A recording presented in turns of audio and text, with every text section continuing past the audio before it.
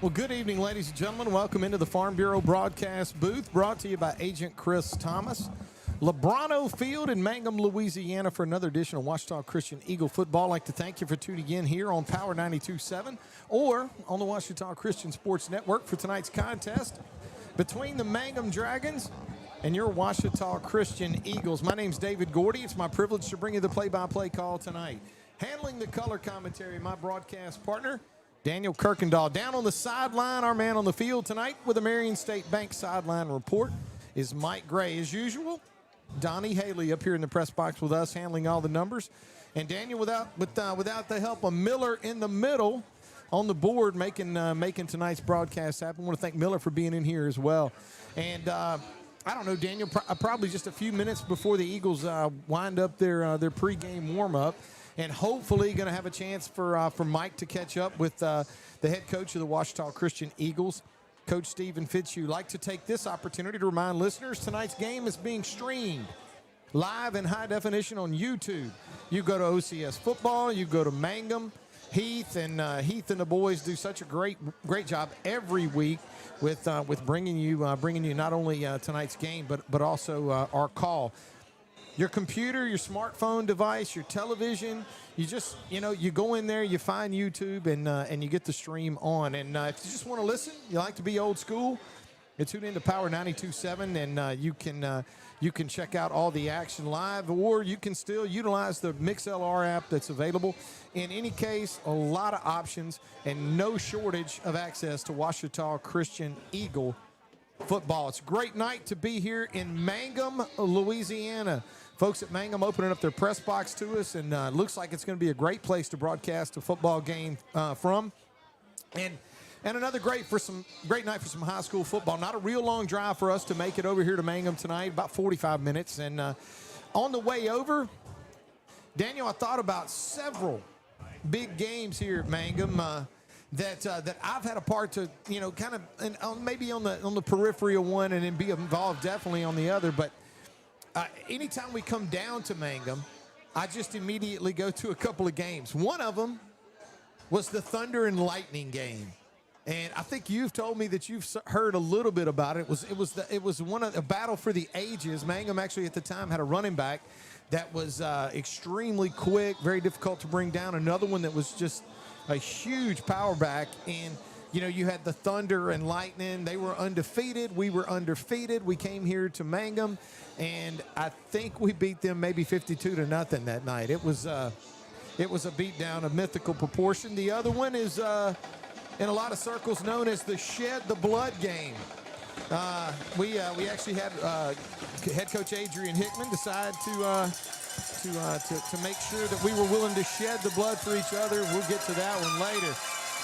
But I'm not sure what tonight's game is going to be called, Daniel. But if history's any issue, we'll definitely have a name for this one maybe later. It looks like maybe Mike Gray's had a chance to catch up with Coach Fitzu. Let's go down to the sideline with the Marion State Bank sideline report. Mike, how you doing down there?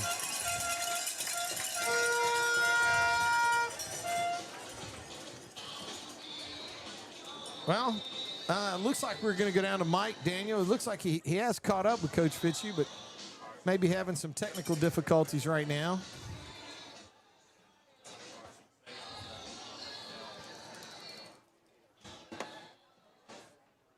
Yeah, I'm not picking Mike up, but maybe we can come down. Maybe try and come back again. Mike, can you hear me? All right.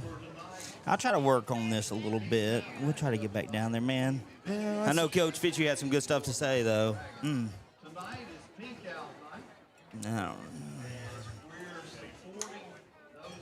Well, in any case, Eagle fans, Dragon fans continuing to file in here to Lebrano Field as they're making their way in. It looks like we're going to have close to a sellout crowd down here. It looks like, I'm not really 100% sure.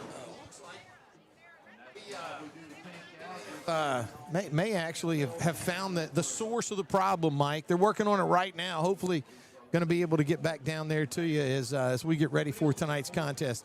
Fans from both schools making their way into Lebrano Field looks like potentially, I don't know if we're going to call it a sellout, but maybe we can go down and check in with Mike here in just a few minutes. Hello. Hey, Hey, Mike. I got you. How you doing? Hey, good. Yes, I do have Coach Fitzu here. Fantastic. Coach, week 8 of the season already, and this is a big one. They're 3-0, we're 3-0, is that right?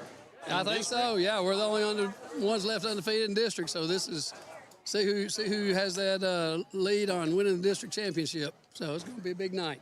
Yep. Field's okay, I guess, but it's not the turf, and Hey, it don't matter. it don't matter at all, does it? No. I've played on this field, and so have a lot of other people, but we just want to beat the Mangham Dragons. No, that's it.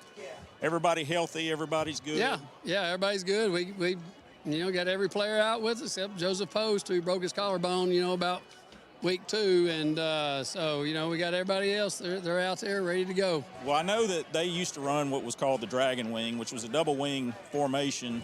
Or have they changed a lot of their offense? They changed. They're a true spread team right now. That they're a great balance, best balance of the year that we've seen of run versus pass. They're capable of doing both. You can tell they're a team that practices both, and so again, they're capable of hurting you either way. How's their special teams? They've had a good year of special teams. That's one thing I think that you can tell that they put emphasis on as well. They've done a great job with their kickoffs, punts. Again, they spend time with it, so that's going to be a big deal as far as, that extra phase of the game, who can make a play there that kind of gives their team momentum. And I think last year we handed it to them pretty good, so they probably got a little bit of revenge on their mind at home tonight. Oh, no doubt. They got a chip on their shoulder, and so, again, it's going to be a 4-quarter battle, and it'll be a good, exciting football atmosphere tonight. Well, thank you, Coach. Good luck. All right, thank you. Yeah, it's good weather, and look, it's Mangham. Oh, yeah, man. I don't really need to say much else. Mangham week. Mike, I will tell you that I had a chance. I know you had a chance to be down there on the field right now. The field is it didn't look like it had a whole lot of water. Pretty, I don't want to say a hard surface, but definitely a firm surface to play on. And like you said, it's Eagles don't play a whole lot of games on grass anymore. And, it's just it is interesting that the surface is not going to be perfect when you're playing on grass. Well, yeah, and look, the ball's going to take funny bounces if we let it hit on kickoffs or punts. Or we've got to be careful with that because, like you said before the game when me and you were talking, it's not golf course quality. So I feel some swells and ruts and different things as I'm walking, but we just got to pay attention. It's not turf, and hopefully they got the right cleats on tonight. Mike, I think the best way to describe it is one golfer to another. If you hit it out there about the 40-yard line, you're going to be in the rough. Yeah, I think you are. You would not consider that part of the fairway, right? So that is true. But yeah. But it's going to be the same field for the Eagles to play on that it's going to be for the Dragons. So both teams are going to have to deal with it. And I can tell you this Ouachita Christian football team is going to be ready to go, and the Mangham Dragons are going to be ready to go against Ouachita Christian tonight. Well, I think last year we set the tone pretty early and got really physical with them right out the gate, and I think we're going to have to do that again tonight. Thanks a lot, Mike. Mike Gray with the Marion State Bank, and an opportunity to catch up with Ouachita Christian varsity football head coach Steven Fitzu. Daniel, the last time the Eagles played the Dragons was in 2016. Here. Here. Yeah. Not at home for the Dragons. Now, you've been out of the district and up in 2A down to 1A. Just really not able to make it happen. But tonight, the Eagles won that contest that year pretty convincingly, 35-12.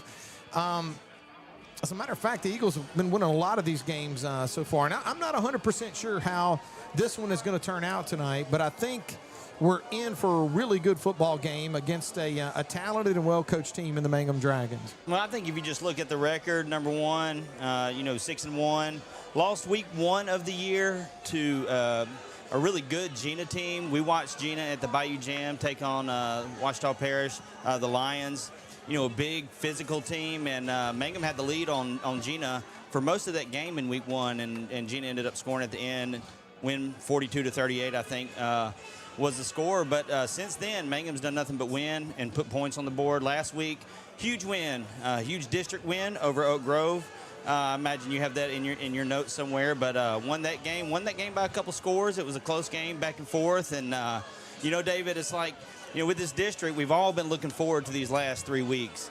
This is, you were talking about all the places that this game is multicast. I don't think this game's going to sneak up on anybody. You're not going to stumble across it. If you're an Eagle fan, you noticed this game before the season even started when you looked at the schedule, and you knew it was a big one. And this year, Mangham has a really solid team, one that they returned almost everybody from last year's squad, and they made it to the semifinals last year, and so they're really excited. Coach Wiltshire for the Dragons. He's a great guy, friend of many Eagle fans, and you ask him about his teams, and he'll usually try to throw you off and say, "Oh yeah, we can't do anything right, but hey, maybe we'll be all right." Well, this year he seems a little bit different. He seems a little giddy about this team because he's got a couple weapons on this team that are as good as any other weapons that we'll see in 1A football in Louisiana. So it should be a great game tonight. You'll get to see some good playmakers and hopefully some fireworks up and down the field. Well, it's week 8 of the season. It's here. It's already here. 8 weeks in, and tonight, what has almost always a very competitive matchup against the Dragons from Mangham. Daniel, you kind of mentioned it, but this is a 29-game series between these two teams. The Eagles leading this one, 16 wins against 13 losses, and one of the most evenly matched series that the Eagles play. The series dates back to 1977, the first year Ouachita Christian played football. There have been some great games along the way. Having said that, the Eagles have dominated this series the last 4 games in a row. As a matter of fact, they've won the 4 of the last 5. And Daniel, they've actually done it in these last 4 contests by an average margin of victory of 32 points. Now, I don't see that tonight. I don't know exactly what I see, but I do see 2 good football teams getting ready to play one another.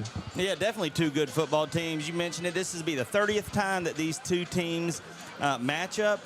Coach Scott Wiltshire for the Dragons, it's his 7th year as head coach here, and he's 0-for against the Eagles. So if you needed more motivation, if you're a Mangham Dragon, there's one right there. I think there's a lot of implications that go along this, but this is not a do-or-die game. This is just a big game of 2 teams that think they're the best team in their respective divisions, and they want to duke it out right here on the field. That's what this is. It's like a midterm for this OCS team.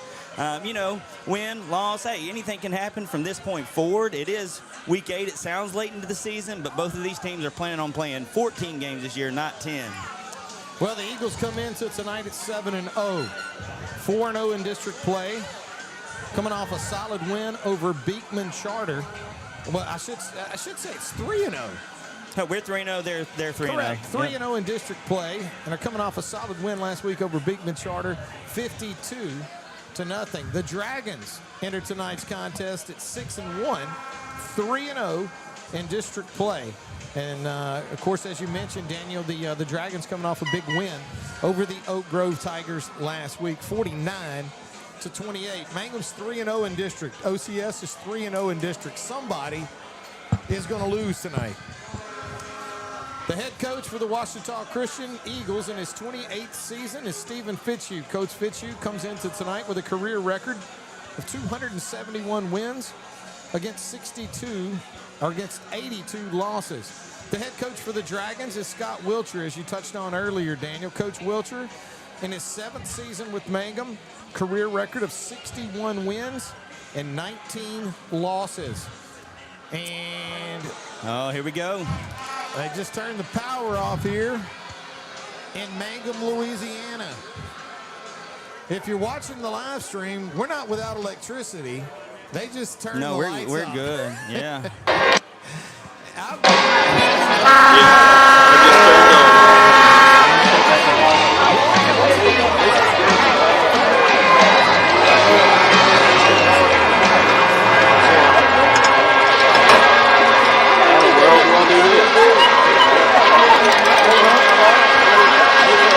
Ladies and gentlemen, Dragons are entering the tunnel.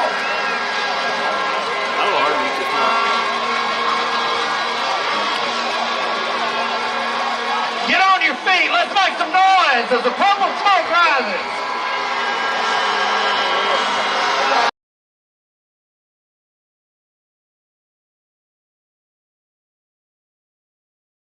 Ladies and gentlemen.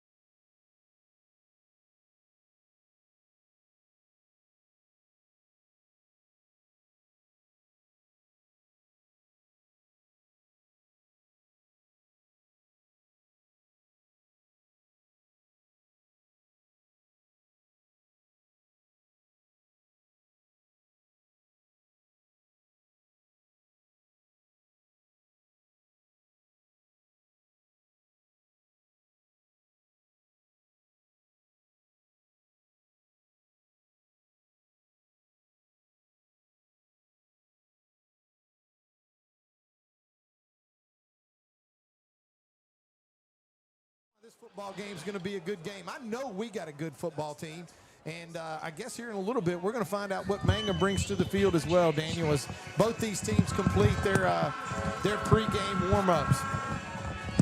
Looks like we're about 9 minutes away from getting tonight's contest underway. With that, we're going to take a quick break from here in Mangham. When we come back, we're going to talk about these uniforms, and we're going to find out what is the guide to this game. You're listening to Ouachita Christian Eagle Football on Ouachita Christian Sports Network. Here's the deal. When you combine State Farm home and auto insurance, you save an average of $889. State Farm agent Ron Bush is ready to help you combine home and auto and save with 2 locations to serve you in Bastrop and Sterlington. Call 318-388-4663 today. Like a good neighbor, State Farm is there. Average annual per household savings based on a 2019 national survey by State Farm of new policyholders who reported savings by switching to State Farm. Welcome back, Mangham, Louisiana. Lebrano Field. Mangham Dragons hosting the Ouachita Christian Eagles. Dragons have made their way onto the field. We're getting ready for the Eagles to make their way onto the field. Eagle fans always want to know how the Eagles win the game tonight. And brother, do they want to know tonight. Believe it or not, Daniel says he's already got it figured out. Well, maybe not completely figured out, but some of it figured out. At least a guide to tonight's game. Brought to you by the fine folks at honeyholeshop.com. Daniel? All right, so with a guide to the game this week, I mean, when you go out somewhere and you need a guide, a lot of times you'll get, maybe, hey, this is what to look out for. Hey, this is what you might see on your trip. Well, hey, this is what you might see tonight. I think our defensive line versus the Mangham offensive line is one of our advantages, one of the Eagle advantages. So look for our defensive line and our linebackers to put a lot of pressure on this Mangham offense tonight. Our defense this season is allowing 2.6 yards per play, sacked the quarterback 16 times, and opponents are 15 of 74 on third down. So look at for that tonight. Look for the Eagles to try to get the ball back and force these 3 and outs. On the other side, hey, we got to look out for danger when we're out in the field. So your guide's going to tell you, hey, be on the lookout for danger.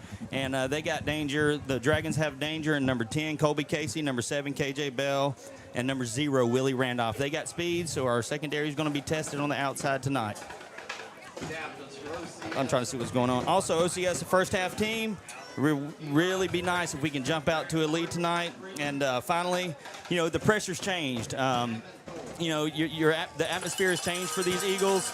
It's hard to just flip a switch on and off, and these Eagles haven't done that this year. They've done every single thing that they've been called upon to do. They've checked every single box. And tonight, you hope that continues and they avoid the slip-up mid-season here. And, hey, I think it's going to be a great game.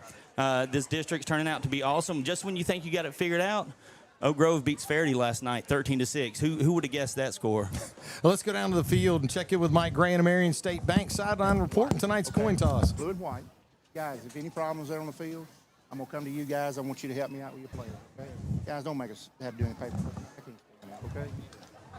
If I got penalties, I'm going to ask one of you guys to step up. I'll explain your options to you. We're going to be on the radio. Your coaches are going to know it. We are not going to let you get it wrong here, okay? Anybody got any questions? Guys, hustle for us and have a good ball game. White, you're going to call the toss. What you going to call? Tails. The zebra head is heads. The three conferences are tails. We're on grass. I'm going to catch it. If I drop it, we will flip it again, okay? He called heads. He called tails. He did call tails. It is tails. You won the toss. What you want? We defer. You want to defer? All right, we're going to defer to the second half. All right, Mike. And it sounded to me like we called tails, right? We did. Well, you know what tails is, right? Tails never fails. Tails never fails. All right. That's why so I always Eagles, call heads, because I'm a rebel. Yeah.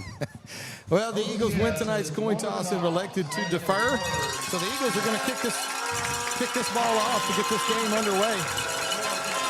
We'll come back and join us for tonight's kickoff as we get ready for our invocation and national anthem. You're listening to Ouachita Christian Eagle football on the Ouachita Christian Sports Network. 4 weeks ago, with precisely 2 likes at the Rio Sarah Pascal, posted at McDonald's. Stop pretending like you don't see our snack wrap comments. It hurts. You thought they didn't see your comments? Petitions and posts? The DMs for 9 straight years? Those comments are the reason this exists. Snack wrap is back. If your car or truck is broken down, or you locked your keys in your vehicle, or you just need a flat fix, call Bears Towing and Recovery at 388-3021. In fact, why not just save the number in your cell phone? That's 388-3021. Bears Towing is on call 24 hours a day and 7 days a week. They understand that an emergency doesn't happen at convenient times. Bears Towing, 388-3021. Bears Towing is a proud sponsor of OCS football. Dreyer Contracting has been walked on and driven on all over town for 5 decades. Dreyer Contracting has been serving our community for over 50 years. That's a lot of asphalt. Surface treatments, hot mix, parking lots, driveways, asphalt maintenance, dozer work, and crushed stone. You can walk and drive on us with confidence. Call 281-2242. Dreyer Contracting in Bastrop. Are you tired of pushing through the pain? Do you struggle day in and day out with simple tasks? Are you ready for change? If so, call Louisiana Pain Care. At Louisiana Pain Care, our doctors are board certified and fellowship trained to target the source of your pain and help you manage it. Visit lapaincare.com for more information and to schedule your appointment. Louisiana Pain Care, your spine care experts. When lights go out on game night, what matters most is family, trust, and community. At Jim Taylor Buick GMC, that's who we are. We've been serving Northeast Louisiana for more than 2 decades.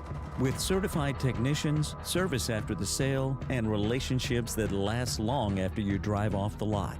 Visit us online at jimtaylorbuickgmc.com or in Monroe, where we are professional grade, and we never stop working for you.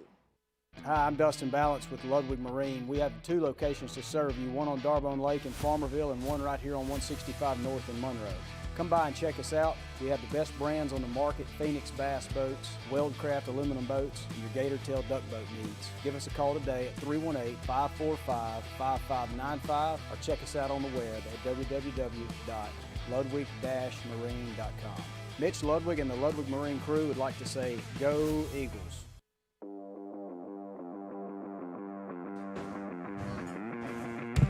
It's time for Ouachita Christian football with David Gordy, Daniel Kirkendall, and Mike Gray.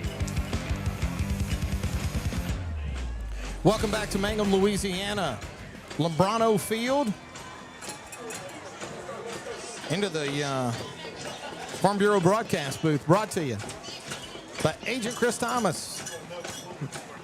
Ouachita Christian Eagles on the road, making a trip over to Mangham, Louisiana, to Daniel potentially decide who's going to win this district. 2 really good football teams getting ready to tie up into this one. None other than number 18, Gavin Polk, is going to tee this one up. Polk possesses a lot of pop, Daniel. Hey, he looked good in pregame, too. He might make a statement kickoff right here. Send it through the uprights. The fair-haired Thunderleg. That's him. Getting ready to start this thing off. I don't know that your hair can be blonder than that guy's. And I don't know if you could fit a name in there any more suited for a guy than Thunderleg. Got a lot of pop on it. Done a great job kicking this football for Ouachita Christian so far this season. He tees it up at the 40-yard line. Daniel, what little wind there is, I think he's going to be kicking with it this time. The Dragons are going to send 2 men deep as we get ready to get this contest underway. The ball signal ready for play. And this game is, as they say, afoot. Low line drive kick going to be taken down there by number 7, KJ Bell. Bell's going to lose a handle on it, Daniel. Travels into the end zone, through the end zone, where the Dragons will take over on their first drive of the night. First down and 10 at their own 20-yard line. The kicker brings it to the table early. Well struck that time. It was. I mean, that was unorthodox touchback. But, you know, he kicked it hard enough where it squibbed all the way through. The Dragons will start their first drive of the night at the 20-yard line. The Eagles won the coin toss, deferred to receive in the second half. Daniel, you mentioned number 10, Colby Casey. The sophomore quarterback is going to bring the Dragons to the line. Mangham with a lot of size up front. A lot of speed at some of the skill positions. Casey calls for the ball, gets a good snap, looks to set up early, throws a screen. That's going to be complete on the flat. And oh my goodness. The human eraser. Oh, man. I mean, I'm telling you, that guy is absolutely a ton of fun to watch. Cooper Thomas, Daniel, he actually accelerates when he delivers the blow. It makes it back to the line of scrimmage and no more. That's what was incredible, because you thought, they set up the screen. They got something going. And then out of nowhere, Cooper Thomas just goes and plants him on the sideline. Fantastic play by the Eagle defense. Guys, always all over the place. Casey in the shotgun, wastes little time, calls for the ball, looks to throw this one out in the flat. It's complete to number 7, KJ Bell, and Bell's going to get dropped down. Tristan Raymond coming up, Daniel, from the safety position. Or actually, that's number 11, Cole Voyon. He comes up from his safety position. But the Dragons are going to pick up 7 yards. It's going to bring up a big third down play here, 3rd and 3.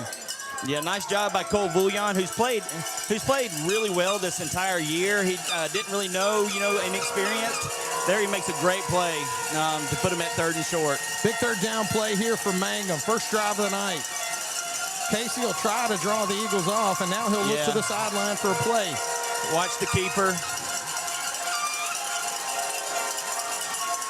Calls for the ball, and he is going to keep it himself. And Nelly. I don't think he got there. I think it's going to be 4th and short. I think so, too. He had his second effort. He got close. Gain of 2 yards on the play. He needed 3, and it looks like the Dragons are going to bring the punt team on.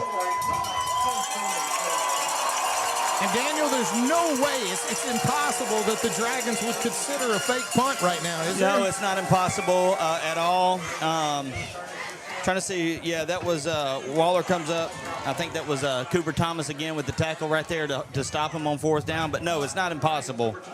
I'd say it's unlikely. 22, Remy Davis on to handle the punting chores for the Dragons.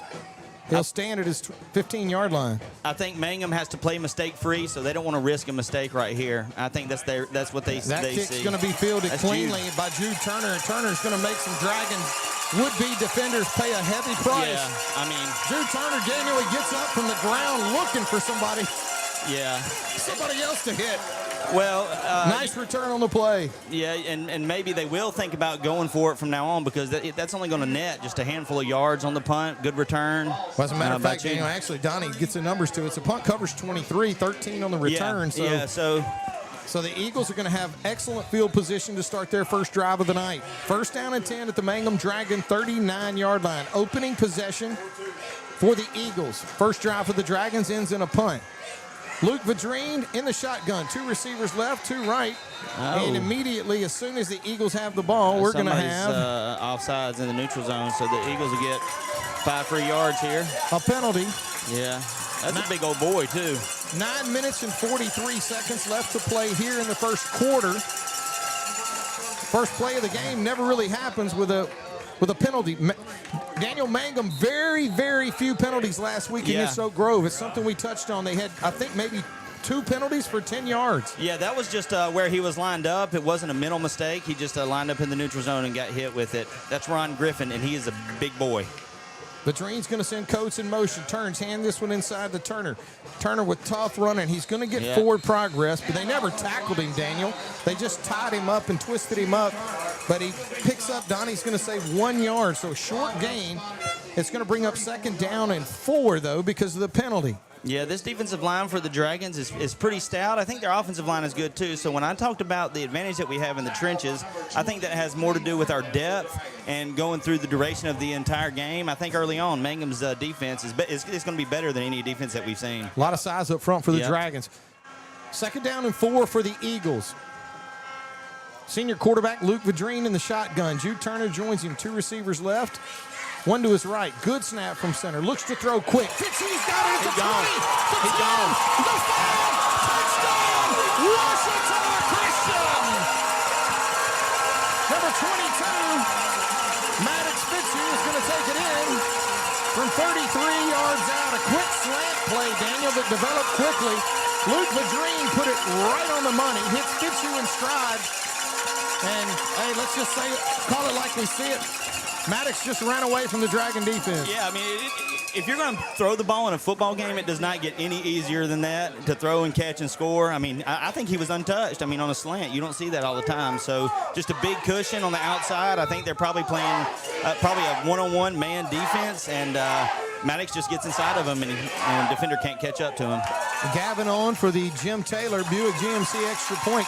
Goes right through the middle of the uprights for the touchdown. That touchdown and all Eagle touchdowns brought to you by the fine folks at Trinity Diamonds Direct. And Daniel, let's see if we can go down to the sideline, check in with Mike Gray and Marion State Bank sideline report. Mike, how you doing down there? Me and Cade Harper were talking. I was like, there's 9 guys in the box. He's man-on-man out here with a much shorter defensive back. If they don't throw it to him right here, and we were thinking post, but they threw a slant, hit him in stride, scored. It was great. They were planning on us running the ball on that one. Thanks a lot, Mike. Mike Gray with the Marion State Bank sideline report. Hey, while we got just a minute, I do want to thank our game sponsor this week, Traxler Construction. Appreciate Traxler Construction, Mr. Traxler and the family. Always involved in OCS athletics and extracurricular activities. Great family, great business. I definitely appreciate them for sponsoring tonight's game. Gavin tees this one up at the 40-yard line. Dragons will send a couple of guys deep. Looks like number 7, KJ Bell, and number 12, Reginald Robertson. This one's going to be fieldable. Dragons are going to lose the handle on it, but that's Robinson on the return. He'll get into the middle of that Eagle coverage team. Nice job on the return. Gets it north and south, Daniel. He's going to pick up pretty good yardage. Looks like they'll spot this ball right at the 25-yard line. A gain of 16 yards on the return. It'll be 1st down and 10 for the Mangham Dragons. They're trailing in this contest already, 7-0. Second possession of the evening for Mangham. The first one resulted in a punt. Matter of fact, it was 3 and out. Yep. Number 10, Colby Casey will bring the Dragons to the line. Casey, a very capable quarterback. He can throw the ball, he can run the ball. Got some capable receivers and running backs with him as well. Sends a man in motion. He's going to hand this one right up the middle of the field. And that Mangham running back, Daniel, is going to do a good job picking his way through the Eagle defense. As the Eagles look like they had him hemmed up in the backfield. But that's actually number 0, Willie Randolph, and he'll pick up 4 yards on the play. It's going to bring up 2nd down and 6. Yeah, good run by Randolph there. Looked like at first there wasn't anything there. He does a couple moves, spins, jukes, and is able to pick up several yards. 2nd down and 6. He's going to keep it. Casey's going to keep this one himself. He's going to get twisted up by that Eagle defense, but he's going to fall forward, and he's going to be just shy of the 1st down. Gain of 4 yards on the play. It's going to bring up 2nd and 3. Yeah, or actually 3rd and 3, I should say. It was 3rd and 4 on their last possession. Big stop by the Eagles. Looks like the Eagles are going a little heavy right here. Waste no time. They go up to the line. They're not getting it. They're short. Oh, my goodness! Net in the backfield. Man. Don't tell me Cooper Thomas was leading the way.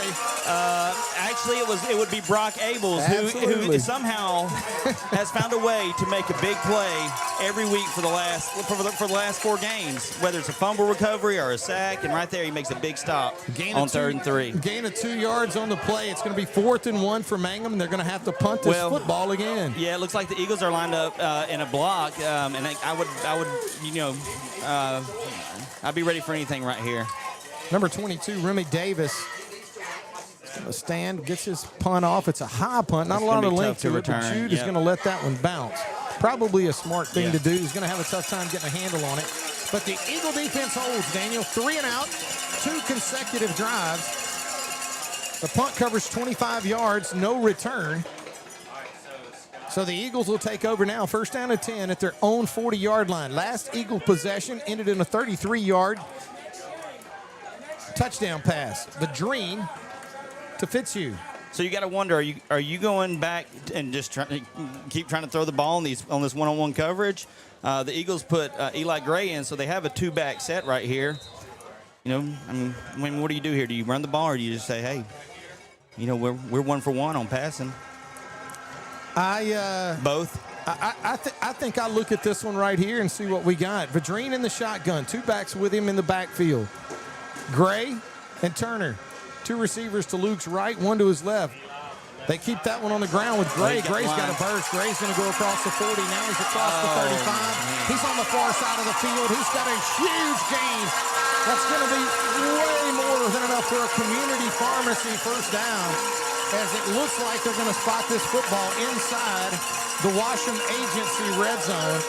A gain of 40 yards on the play, 1st down and 10 for the Eagles as they put this football, it looks like, Daniel, right at the Dragon, looking from our angle, the 10-yard line. So it's going to be it's a gain of 50 yards. It'll be 1st and goal at the 10. Right, or maybe 1st and goal at the 11. Well, no, it is 1st and goal at the 10. They're waving off the sticks.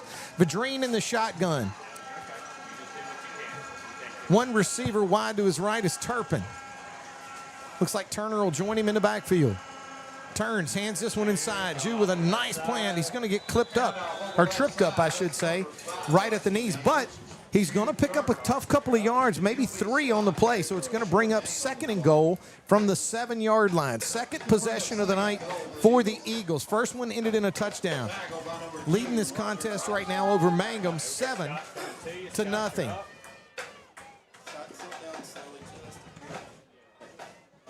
Yeah, really good job by the offensive line early in this game. And I got to tell you, on that run by Eli Gray, excellent downfield blocking. Luke Edwards was on the outside and helped Eli spring that for an additional 25 or 30 yards because he had his man locked up downfield. That was a really good job.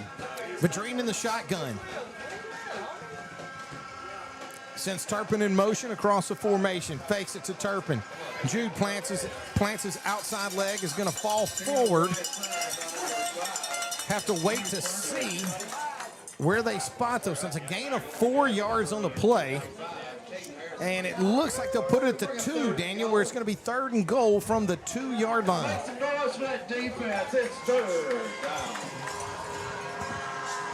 The Eagles keeping 2 running backs on the field. Number 34, Eli Gray. Number 5, Jude Turner.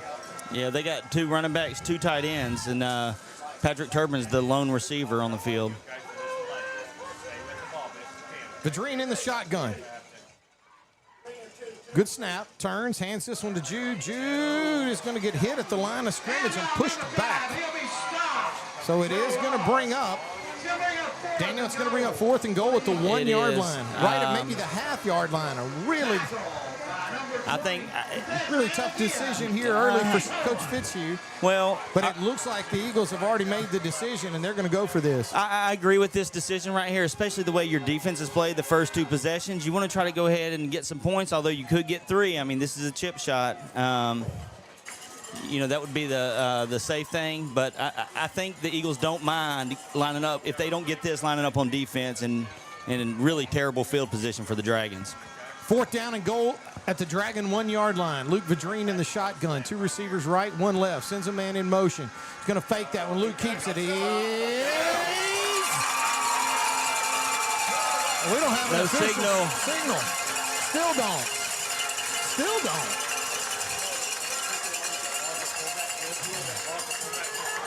Still no signal.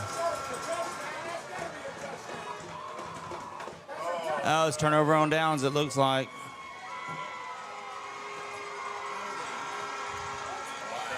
Well, let's go down to the sideline, check in with Mike Gray at Marion State Bank sideline report. Mike, it sure looked like he made it in from our angle. He stuck the ball over the goal line. Okay. Never mind, Mike. Oh, yeah. That's not the way you did. So, yeah, it was kind of tough to see, but I'm glad they got together and talked about it because I think that actually the back judge actually had to make the call that he stuck the ball over the goal line as he was getting tackled. Thanks a lot, Mike Gray with the Marion State Bank sideline report. Luke Vadrine calls his own number. Daniel takes it in from 1 yard out and adds to the Eagle lead. Yeah, that was a tough run by Luke, and I went back and watched the replay on the live stream, and it was hard to see on the live stream if he got in or not, but the back judge was right there behind him. I mean, he was 4 feet away from it, and he's the one who ultimately overturned it. So, and Luke said right after he ran the ball, the camera, great camera work by the way, but you could read his lips. He said, "Hey, I reached across the plane." That's what he said. So he did. Well, we'll take it.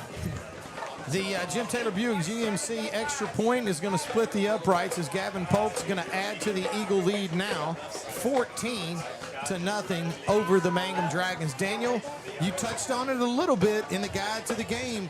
We had to establish a tempo early. Yeah, when you come out and score huge. 2 touchdowns back to back, you're establishing a tempo early. Well, when they played Gina, they jumped out to a lead. Against Oak Grove, they scored back and forth the whole first half. So if we're not going to score the first half, it gives Mangham an opportunity. But if we come out like this and put points on the board early, that can make a huge difference. Polk will step into this one at the 40. Another low line drive kick, and that's going to be handled by number 7, KJ Bell. Bell is going to get back across the 20. Looks like right at the 25 where the Eagles special teams will catch up with him. And it's going to be a pretty nice return that time for Bell as he's able to pick up 22 yards. It's going to bring up first down and 10 for Mangham. It looks like they put it right at the Dragon 26-yard line. Daniel, the Dragons hadn't made it across the they hadn't had better field position to start with than around the 20, maybe the 26, 27 last time as Gavin is pinning them deep. Yeah. Making them earn those yards coming out on special teams. Colby Casey and this Mangham offense have just not been able to get it going against a very, very stingy and aggressive Eagle defense. Mangham may try something a little bit different right here, see if they can get something through the air.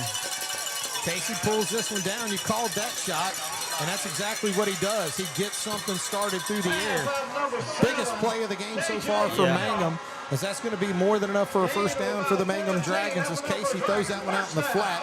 Gain of 15 yards on the play. First down Mangham at their own 41-yard line. They're increasing the tempo. They're down 14 points early, so they're going to kind of throw caution to the wind and say, hey, we got to make something happen. Casey looks to throw, puts some air into this one, and that's incomplete. Almost a big mistake that time as that ball was underthrown.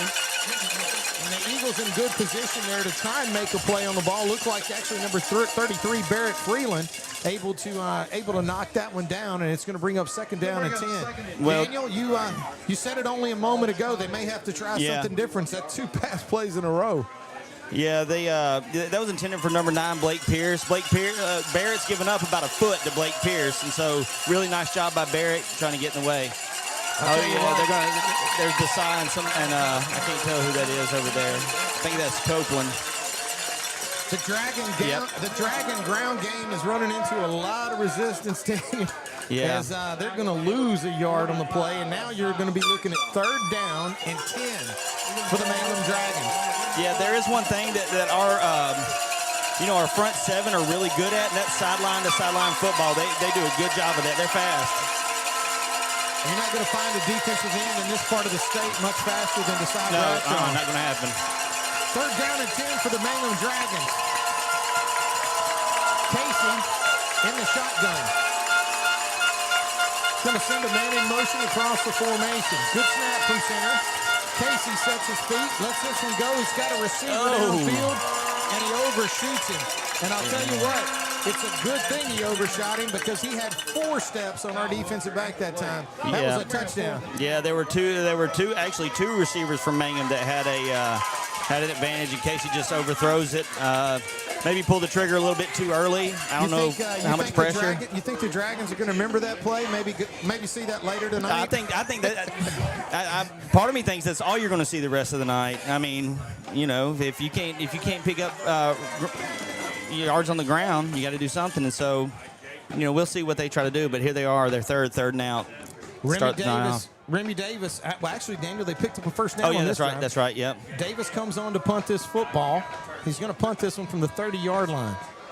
It's a good snap from center, and he gets his leg into it. It's kind of a fluttering punt, but it's going to be fielded by Juice Turner. Juice going to get a block. And I don't know. I don't see the flag. It looks like maybe a questionable play over there, but it wasn't called. So it looks like the Eagles are going to set up this drive, first down and 10 at their own 39-yard line.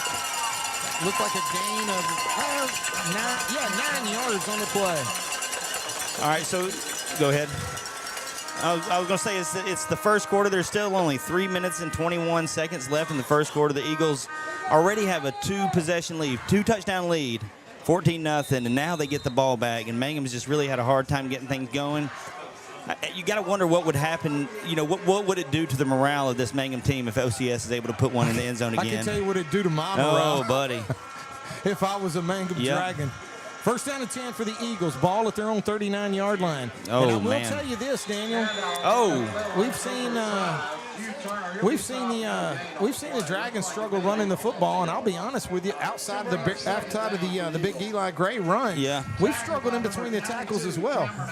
So it's going to bring up second that's a down. loss. Second down and 11. Loss of 1 yard on the play. They'll back this one up to the 38. Eagles leading in this contest right now, 14-0. 2 minutes and 50 seconds left to play here in the first quarter. Luke Vadrine in the shotgun. Jude Turner behind him. 2 receivers to his right and 1 to his left. Eagles traveling from left to right on your radio dial. Vadrine looks to throw. Oh, he gets hammered. Woo. They're going to rule that incomplete.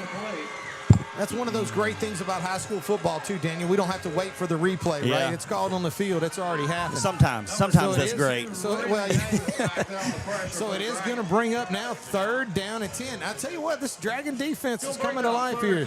Stop us for a 1 yard loss. Almost a sack there. Lucky to get away with what we did. So it is going to be third down and 11. Make some noise at defense. Biggest third down play of the night so far for the Eagles. Ball at the Dragon 38.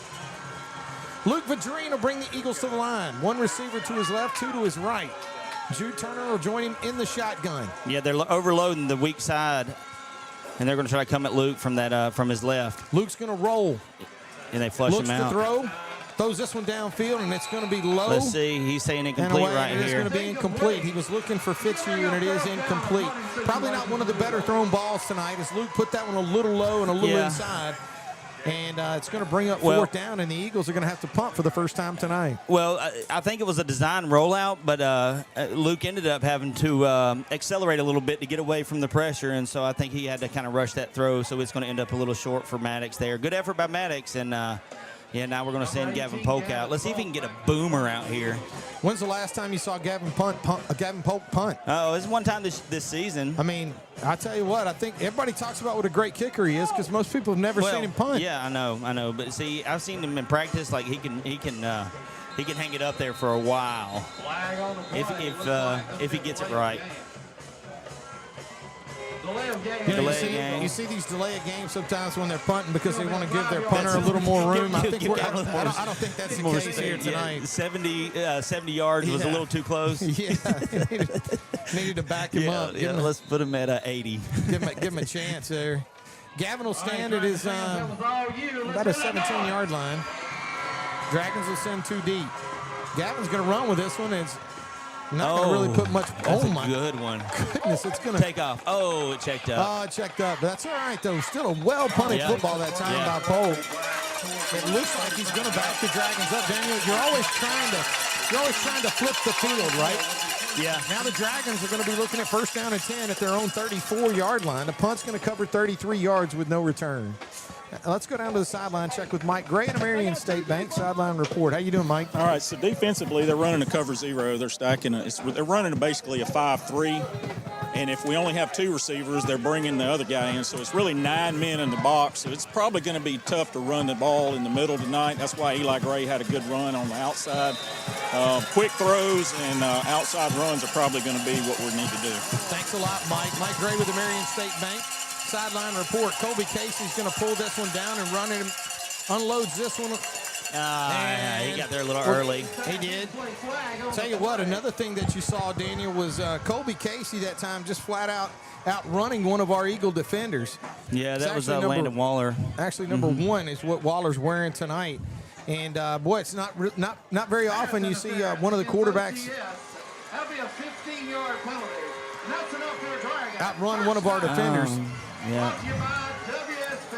Yeah, Landon Waller, like you said, not many people. Landon Waller comes into this game with 13 tackles for loss on the season, 88 total yards from those tackles for loss. Right there, he thought he was about to get one, but Colby Casey just outruns him to the edge.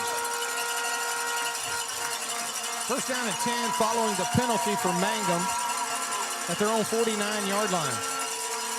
Send a man in motion. They keep it on the ground with number 0, Willie Randolph. Randolph's going to find a soft spot in the Eagle defense, and he's going to find a nice gain on the play. It looks like from the initial indication it's going to be enough for a first down for Mangham as they pick up a couple of back-to-back first downs, gain of 11 on the play.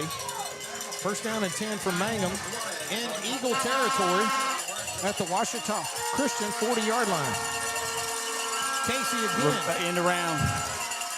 Going to keep this one on the ground. That's number 7, KJ Bell. Bell's got a lot of running room in the Eagle secondary. He's going to take it across the 20-yard line.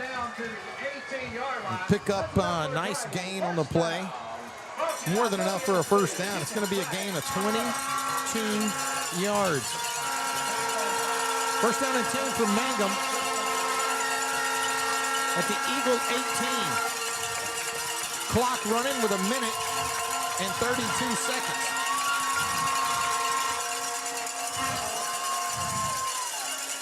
And the Dragons are going to find, again, a little bit of running room, a gain of 2 yards on the play. It's going to bring up second down and 8 at the Eagles 16. Casey keeps it on the ground, calls his own number. He's going to find running room. Like that time, Daniel, I'll just tell you right now, we had a lot of Eagle defenders out of position. Yeah, you see him just kind of slide through right there. And gain of 12 yards on the play. Yeah, they're trying to keep this defense on their heels. Oh! Abram Parker is going to make a huge play for this Eagle defense. A loss of 1 yard on the play. Not only that, Daniel, but he slowed down the tempo. He did. Dragons are going to have to recoil after that one, kind of figure things out. Allow this the Eagle faithful to catch their breath over here, man. Second down and goal at the 3-yard line. Colby Casey in the shotgun. Willie Randolph will join him in the gun at tailback. I think Mangham's going to take a timeout here. Yep. And the Dragons are going to take a timeout.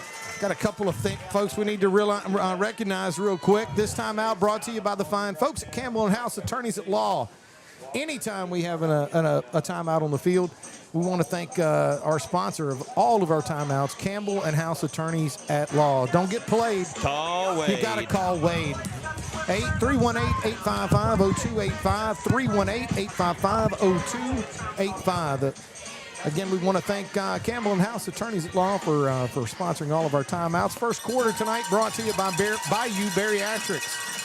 Bayou Bariatrics specializes in weight loss surgery, weight loss injections, body sculpting, M-Sculpt, and IV infusions, vitamin injections. Call 318-398-2984 to schedule your free consultation today. I want to thank Bayou Bariatrics, our first quarter sponsor. Daniel, the Eagle fans are Let's have it. Second down and goal at the 3-yard line.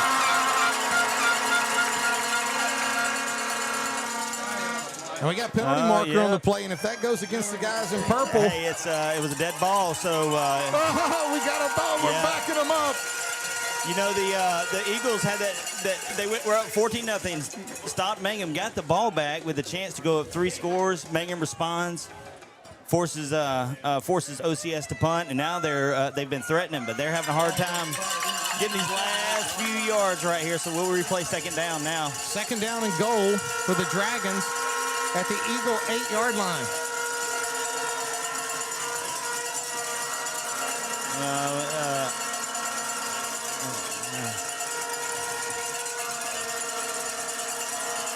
Colby Casey will bring the Dragons to the line. Randolph joins him in the gun. Going to hand this one inside to Randolph. No, he kept it. Nope. He fooled me. Hey, He fooled the Eagle defense as well. As Casey takes it in for a touchdown from 8 yards out. It's going to cut into this Ouachita Christian lead. You mentioned it a few minutes ago, Daniel. What happens if we go up 3 scores? You probably break the will of the Mangham Dragons. But if you don't, they put a score on the board, and I can tell you this is a football game now as there's a lot of spring back in the steps of the guys in purple. Yeah, not only that, but that was a really clever play. It was a draw. I mean, Casey drops back like he's going to throw it and then tucks it and run after the play fake. So, you know, I think that says a lot about this team to be able to respond in that situation. I mean, face tough adversity, you know, for their first 3 possessions and finally able to put one in the end zone and make this a ball game here at the end of the first quarter. Number 50, Murphy Green is going to split the uprights here as the Mangham Dragons are going to cut into the Eagle lead 14-7. We're going to take a quick break from here in Mangham. You're listening to Ouachita Christian Eagle football on the Ouachita Christian Sports Network. Trinity Diamonds Direct, 201 Blanchard Street in West Monroe. Wholesale jewelry with integrity. They provide honest, professional experience while offering stunning diamonds and fine jewelry at or below wholesale prices. And we do custom pieces by appointment. Engagement rings, tennis bracelets, pearls, earrings, necklaces, gemstones, loose diamonds, and jewelry repairs. Trinity Diamonds Direct, 201 Blanchard Street in West Monroe. Mom, what do you do at work? Well, I help families just like ours feel safe and protected. So kind of like superheroes. Exactly. Whether it's your car, home, or even life insurance, I make sure families are covered when they need it the most. So you're kind of like our superhero. That's right. I'm Ashton Halterman, your local shelter insurance agent. Call me today and let's protect what matters most, your family. Shelter insurance for your auto, home, and life. Call my mom, Ashton Halterman, at 318-343-3582 or stop by the office at 100 North Park Drive in Monroe. Dragons put this one play. Daniel going to be a high kick and signal for a fair catch. Out by number 17 back around the 21-yard line. Actually looks like Tristan Raymond signals for the fair catch. Going to secure it. Tristan Raymond on the fair catch.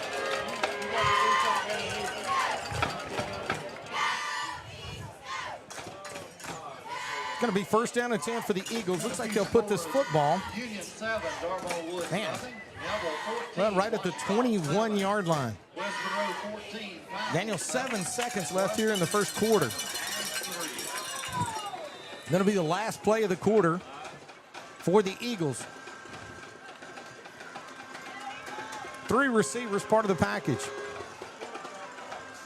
Jude Turner going to join Luke Vadrine in the shotgun. And I mean, there's nobody deep. I'm telling you, this is, they're just inviting this. And now we've got penalty markers on the play. Is it delay game? Tough to say that's a delay. That's going to be encroachment. Again, you talked about it earlier. Somebody's lining up consistently offsides. That's going to cost Mangham 5 really big yards. It is, and they're not jumping or anything. And I think it's that Griffin, number 51, who you can't miss if you're looking out there at the Mangham defensive line. He's right there in the middle, but I guess he's just hanging over the nose of the ball. And right over the ball. Yeah. First down and 10 for Ouachita Christian. Ball now at their own 25-yard line. Luke Vadrine in the shotgun. 2 receivers to his right, 1 to his left. Jude Turner joins him in the gun. Play action. Luke looks to throw. He's got a receiver being checked on the far side of the field, and we're finally going to have some penalty markers. It looked like there was a lot of, maybe a little back and forth there. That's what I thought it was. I thought it was pretty good coverage, but the Eagles are going to benefit from a pass interference call. Or defensive holding, I don't know which one of them. I've got a feeling it's probably going to be interference. It looked like he threw it when the ball was in the air, not before. It's going to be, well, yep, it's going to be pass interference against the Dragons. That's a 15-yard penalty. Yeah. And it's going to be a big play for the Eagles. So Daniel, I thought we had one play left in the first quarter, but it's we still got another one. 3 seconds left to play here in the first quarter. You know, you got to imagine Coach Wilcher over there is just fuming after 2 penalties to start off this drive for the Eagles, the encroachment and the pass interference. 20 yards. Yep. Vadrine in the shotgun. After you get great field position. 2 receivers to his right, 1 to his left. Jude Turner joins him in the shotgun. Luke's going to call for the ball and gets a good snap from center. Time, sets his feet, lets this one go. He's got a receiver, Turner. Shoestring. A really well-thrown football that time by Luke Vadrine, and a nice catch that time by Jude Turner. Big play for Ouachita Christian, as the Eagles are going to have more than enough for a community pharmacy first down, a gain of 38 yards on the play, and that's going to bring it into the first quarter here in Mangham. We'll take a quick break again from here in Mangham, Louisiana. You're listening to Ouachita Christian Eagle Football on the Ouachita Christian Sports Network. There's no better time to get rid of those glasses or contacts. Now with the latest in LASIK, all laser eye LASIK, safe and ultra precise. Call for a free evaluation. 318-32-LASER, 318-32-LASER. Make the high humble decision for your LASIK care and clear vision. Trying to decide where to eat tonight? Join us at J. Papa's Restaurant and Market, your neighborhood spot for lunch and dinner located on the Ouachita River at 2538 River Landing in Monroe. We're open Monday to Wednesday, 11 a.m. to 9 p.m., and Thursday to Saturday, 9 a.m. to 10 p.m. Come by today and try one of our great steaks, seafood, or specialty pizzas. And start your meal with one of our many appetizers from duck wraps to char-grilled oysters. Bring the whole family and enjoy your meal inside our beautiful dining room or on our deck overlooking the levee. J. Papa's is a proud supporter of the OCS Eagles. This is Coach Fitzu. Thanks for listening to Ouachita Christian Football on the OCS Eagle Football Network. And now back to the Farm Bureau broadcast booth. Welcome back inside the Farm Bureau broadcast booth, brought to you by Agent Chris Thomas. Luke Vadrine with the football. First down and 10 for the Eagles. Luke's got some time.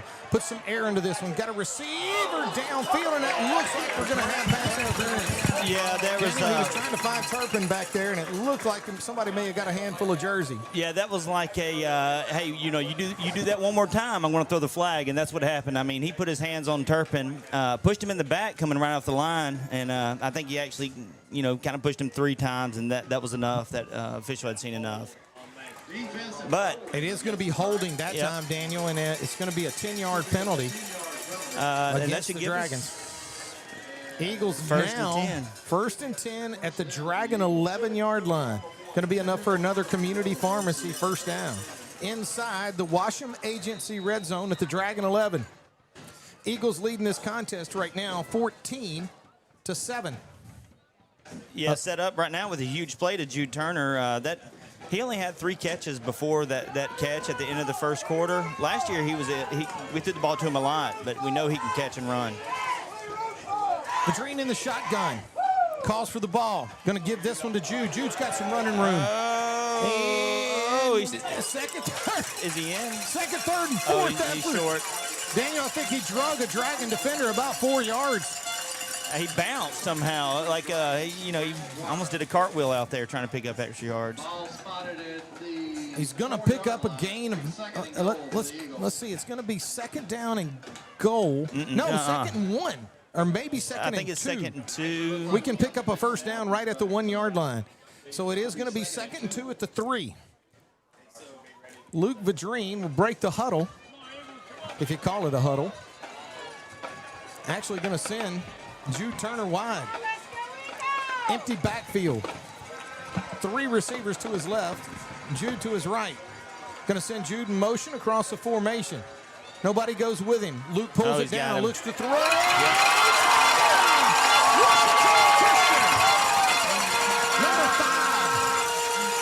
Jude Turner on the reception from Luke the Dream.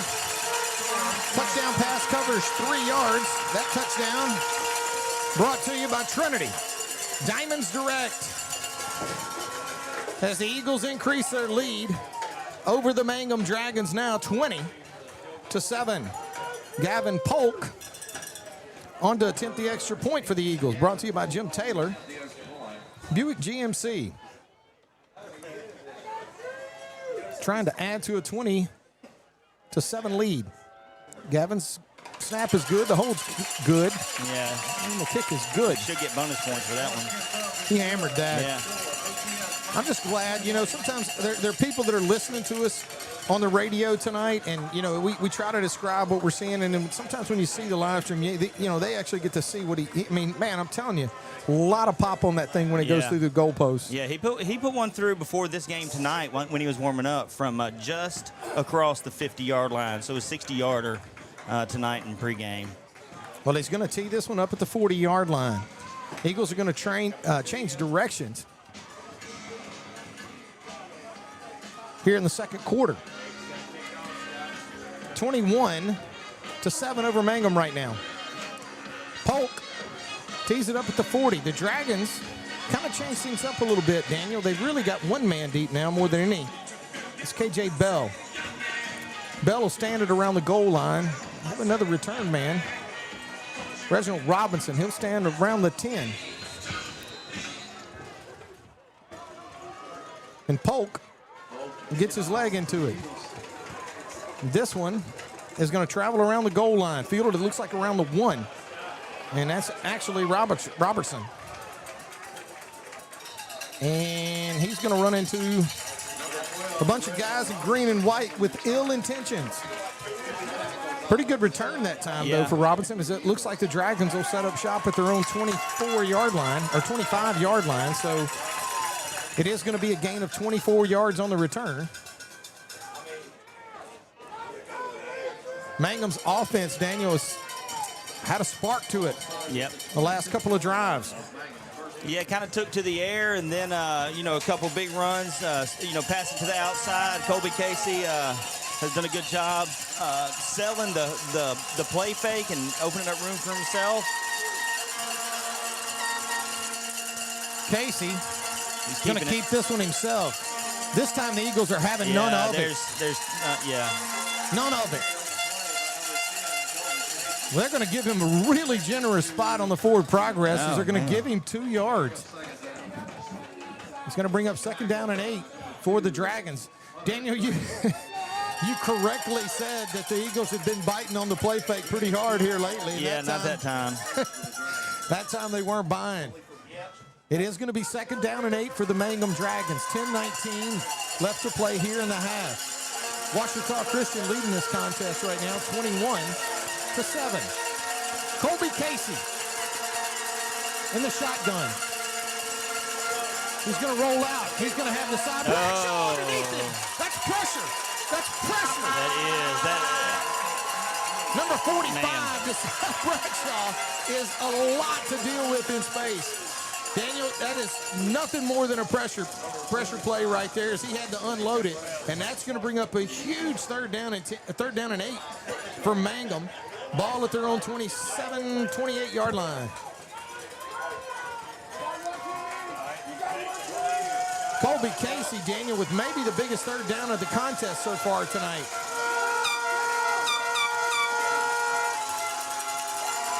And we have got a lot of confusion on that in the Eagles secondary.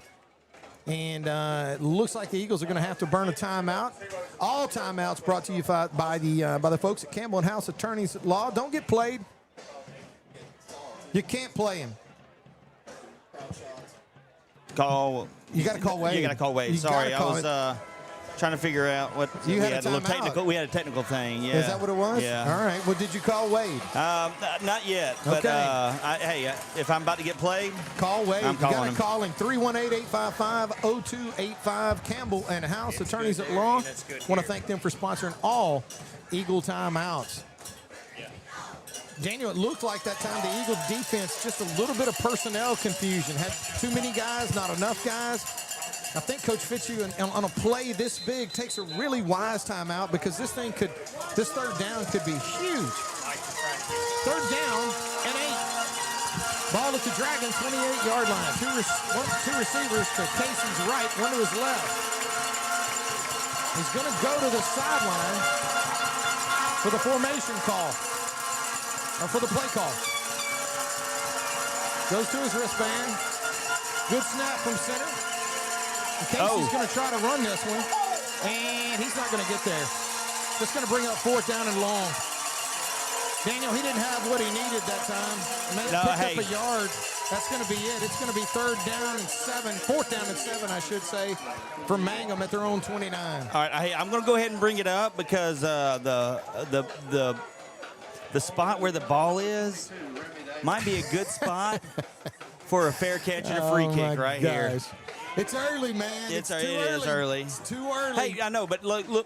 Let's say they do catch it. Not trying to break a record, but trying to get a quick 3. He's got 10 guys back here. I mean, we don't usually send 2 guys deep. So as soon as 4th down hit, I saw Coach Fitzu calling a specific unit out there. I don't know what it was. Hey, so they're going to punt this football. It's going to be too far. Yep, that was going to be fielded by Turpin. Turpin's going to take this one across the 40, across the 45, across midfield, across the 45. And the Eagles are going to have phenomenal field position to start this drive. This Ouachita Christian football team, Daniel, came to Mangham to play football. Yeah, that was a good return by Jude. Smart, and I don't know if they were trying to set it up. It kind of looked like they were, but the punt was actually pretty decent. Yeah, it was his best punt of the night. 32 yards on the punt, 17 yards on the return. 1st down and 10 for Ouachita Christian, already in Dragon territory at the Mangham 44-yard line. You know, you're like, well, Turpin's not returning punts, so we don't have to worry about that. And you look back there, and it's Jude Turner returning instead. I mean, no rest for the weary. Vadrine in the shotgun. Good snap from center. Pulls this one down. He's going to get hit. They're going to rule this one incomplete. He takes a huge shot. Oh. Pressure on the quarterback. Oh, man. I just fortunate, Daniel, that he was able to get it forward, because that could have easily been a huge fumble. Yeah, he had just started his forward motion. I mean, he took a pretty good lick right in the undercarriage. 2nd down and 10 for the Eagles. The Dragons are dialing up this pressure, Daniel, and Mike alluded to it a little bit earlier. Playing man on the outside here. It's opportunities for this Eagle offense, but he's going to have to get it off. Yep. Oh. Keeps this one on the ground with Jude Turner. No. Turner's going to cut this one up. He's across the 40, across the 35. 1st down, Ouachita Christian. Huge run out of Jude Turner. That was either like the best blocking ever, or it was holding, and I see a flag on the field. Flag thrown well behind the play. It wasn't the way the play was ran, so it makes me wonder. Yep. Yeah, it'll be on our left guard. He did a good job and got to the outside, just held on a little too long, trying to finish the block and pancake. And, we're going to get hit, and that's going to be taken away. Holding penalties, a.k.a. drive killers. Well, I will say this, though. I think that holding was the only reason that play was sprung right there. So I think without the holding, and look, hey, it'd be 3rd and 10. You and I, we try to call these things we see them, and if we see it, we see it. It's going to be, it's going to bring up 2nd down now in 16. The only thing is in games like this, when you get this far behind the chains, they can just kill your momentum in your drive. But we got 3 receivers split wide to the left, 1 to the right. Vadrine's joined in the shotgun by Jude Turner. A flick of the wrist, and this thing could change. This time Luke's got some time. He throws this one underneath. Turpin's across the 40. Now he's across the 30. Across the 20.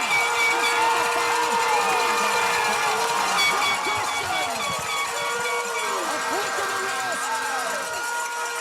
The touchdown covers 50 yards.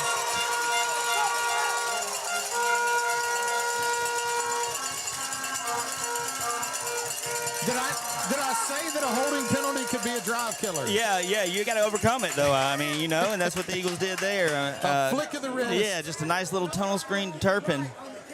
Man, looked healthy to me. Dragon defense just completely overplayed at that time. As Luke with a really nice throw and a great catch by Turpin.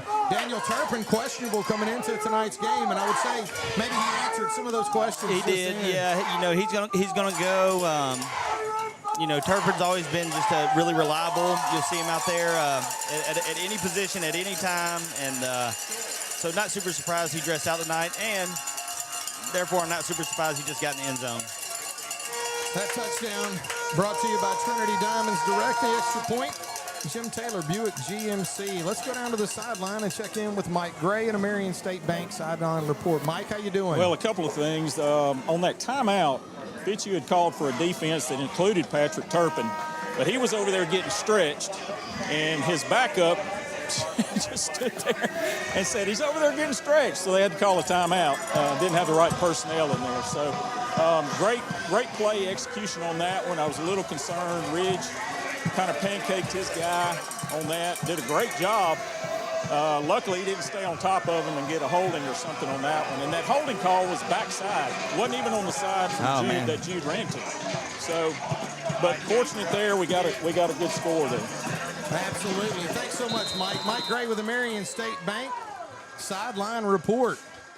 Gavin Polk to get into this one.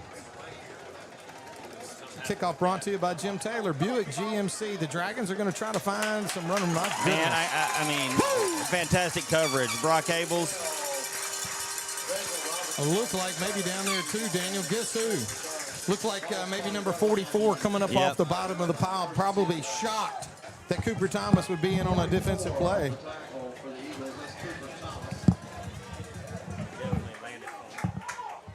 First down and 10 from Mangham.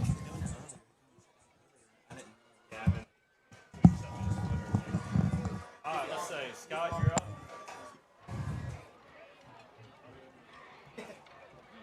Rub some dirt on. It's going to be first down and 10 from Mangham. Ball at their own 25-yard line. Casey in the shotgun.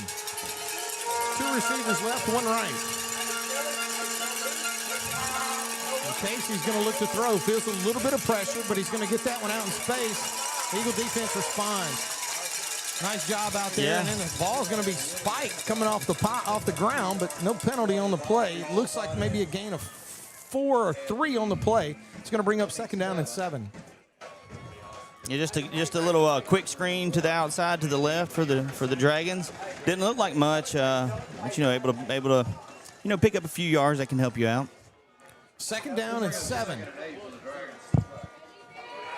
Ball at their own 28-yard line. Casey in the shotgun. 3 receivers.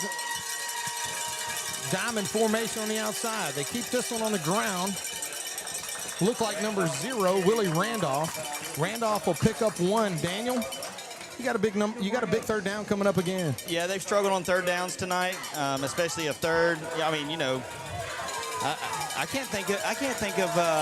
I think they converted 1 third down tonight, and it was the touchdown run. I can't think of another one. So Eagles done a good job for the most part. I also want to say, David, that at the beginning of the game, it looked like we had a lot more fans here. I don't know if that's true. There's a lot of fans on both sides of the field tonight, even lined up around the edge. All right. Hey, Short. It looks like he's going to be tackled short of the line to gain, but that is going to be dangerously close to short of the line to gain. It is going to be 4th down and 1. And it looks like the Eagles are going to send their punt safe team onto the field. Yep. Yeah, I would definitely play this one safe. 6. The Dragons waste no time, Daniel. They don't have a punter out here. They're going to try to pick this one up, and they're going to. That was Jude Turner with the nice tackle. Absolutely. I can tell you what. Jude was having none of it. Well, I mean, they pick up the first down, just kind of a wildcat play. 10 guys on the line. They snap it to, I think that was their, no, I think that was that number 12? Reggie Robertson there? It looked like it. Yeah, that, he's kind of a power back. Oh, yeah. He's a big guy. Oh, no, it was number 1. That was their defensive lineman. Number 1, Jamarion Lawrence. First down and 10 for the Dragons. Ball at their own 40-yard line. Reverse. Oh, he gets out. here. You're not going to get away from that guy. No. Josiah Bradshaw comes to the party. He does. I think he scared Colby Casey a little bit because he didn't realize he was back there so quick. So when he turns around and decides in his face, he actually slips out of his hands. But two other Eagles defenders have made it there in time. 11 yards on the play. Way behind the chains now. 2nd and 21. Ball back at the Dragon 30. They try a little reverse action. And they are going to get most of the sack loss back. But it is going to bring up a big 3rd down here. A gain of 8 yards on the play. And wait on the final spot, but it looks like about 3rd down. Whoa, they didn't get near as much of it back as you thought. So it's going to be 3rd down and 15 for Mangham. They put this ball at the Dragon 36-yard line. Clock running with 4 minutes and 53 seconds left to play here in the half. 3rd and long. Casey in the shotgun. Play action. He's got some pressure from this Eagle defense. He's going to unload this one. He's got a receiver wide open. Just a great play. He did not get to the first down. He did not get there. He's short. If they mark him, he's going to be short. It is going to be 4th down. They're going to say wind the clock, and he is going to be short. Yeah, Ty Wiltshire catches the ball and has... Wait a second. We got people wanting to move the chain. There we go. Okay, 4th down. Yeah, he had every opportunity to pick up that first down. They're bringing in Lawrence again. The big defensive lineman who took it straight ahead. See if 4th and 1. Cooper Thomas at midfield. Nope, he's going to go. He's going to pick it up. Yeah, and there's Turpin making a tackle that time. Gain of 5 yards on the play. It's going to be enough for a Mangham Dragon 1st down. Clock running with 3:57 left to play here in the 2nd quarter. Ouachita Christian 28. Mangum 7. Yeah, that's kind of Mangum's version of their, it's not a tush push, but it's a very effective. Short yardage, very effective. Casey goes right up the middle here, and the Eagle defense doing a much better job now. They seem to find a little bit of rhythm against this Dragon offense. A gain of 4 yards on the play brings up 2nd and 6. Yeah, right up the gut. That's where they're finding, a little bit of room. Just chipping away. They've already had the ball for well over 3 minutes. It just crossed midfield, if memory serves me correctly. 2nd down and 6. See if the Eagles can make a play right here. Ball at the Eagle 42-yard line. Colby Casey in the shotgun. Gets a good snap from center. Play action. Looks to throw. Going to put a ton of air into this one. And Turpin is going to knock it down. Oh, my goodness. Daniel, he had good position to make the interception, but, hey. He's playing defense. He's playing defense. Yeah. He knocked that one down, and now you're going to be looking at 3rd down and 6. Yeah, he may possibly could have intercepted that, but instead what he chooses to do is to high point it with one hand and just knock it away. He doesn't even try to catch it. Just a savvy, safe play. Well, I mean, do you know of a more savvy, safe player than that guy? No, I actually don't. Football IQ off the charts. I know another one named Landon Graves used to do the same thing. Yeah. He just knew when to do it, didn't he? He does. And timeout's going to be taken by the Dragons. All timeouts brought to you by the fine folks at Campbell & House Attorneys at Law. Don't get played. Call Wade. 318-855-0285. Let's take a break, Daniel, real quick, get our station ID in. You're listening to Ouachita Christian Eagle Football on the Ouachita Christian Sports Network. Always uplifting worship and Ouachita Christian School varsity football games. KBYO, Farmerville, Ruston, Monroe is the all-new Power 92.7. And now, back to OCS football. Welcome back inside the Farm Bureau broadcast booth. Brought to you by Agent Chris Thomas. Lebrano Field, Mangham, Louisiana. Dragons with a big 3rd down here, Daniel. 3rd and 6. Trying to keep this drive alive with 3 minutes left to play in a half. Casey's going to try to pick this up, and the Eagle defense is having none of it. Daniel, that play was so successful against the Oak Grove Tigers only a week ago. Eagles aren't having a whole lot of it as he gets back to the line of scrimmage and no more. You're going to be looking at 4th down and 6. Yeah. Maybe the biggest play of the half so far for Mangham tonight. Yeah, it looks like they're going to keep the offense on the field. And, you mentioned that play did work against Oak Grove. I know there's 2 things. Eagles never skip leg day. They never skip film day. Never skip film day. So they've seen it before, too. 4th down and 6. Ball at the Eagle 42-yard line. Casey in the shotgun sends a man in motion. Pulls this one down. He's going to look to run. I don't know him. Oh, boy, I tell you, second, third effort that time. I think he's short.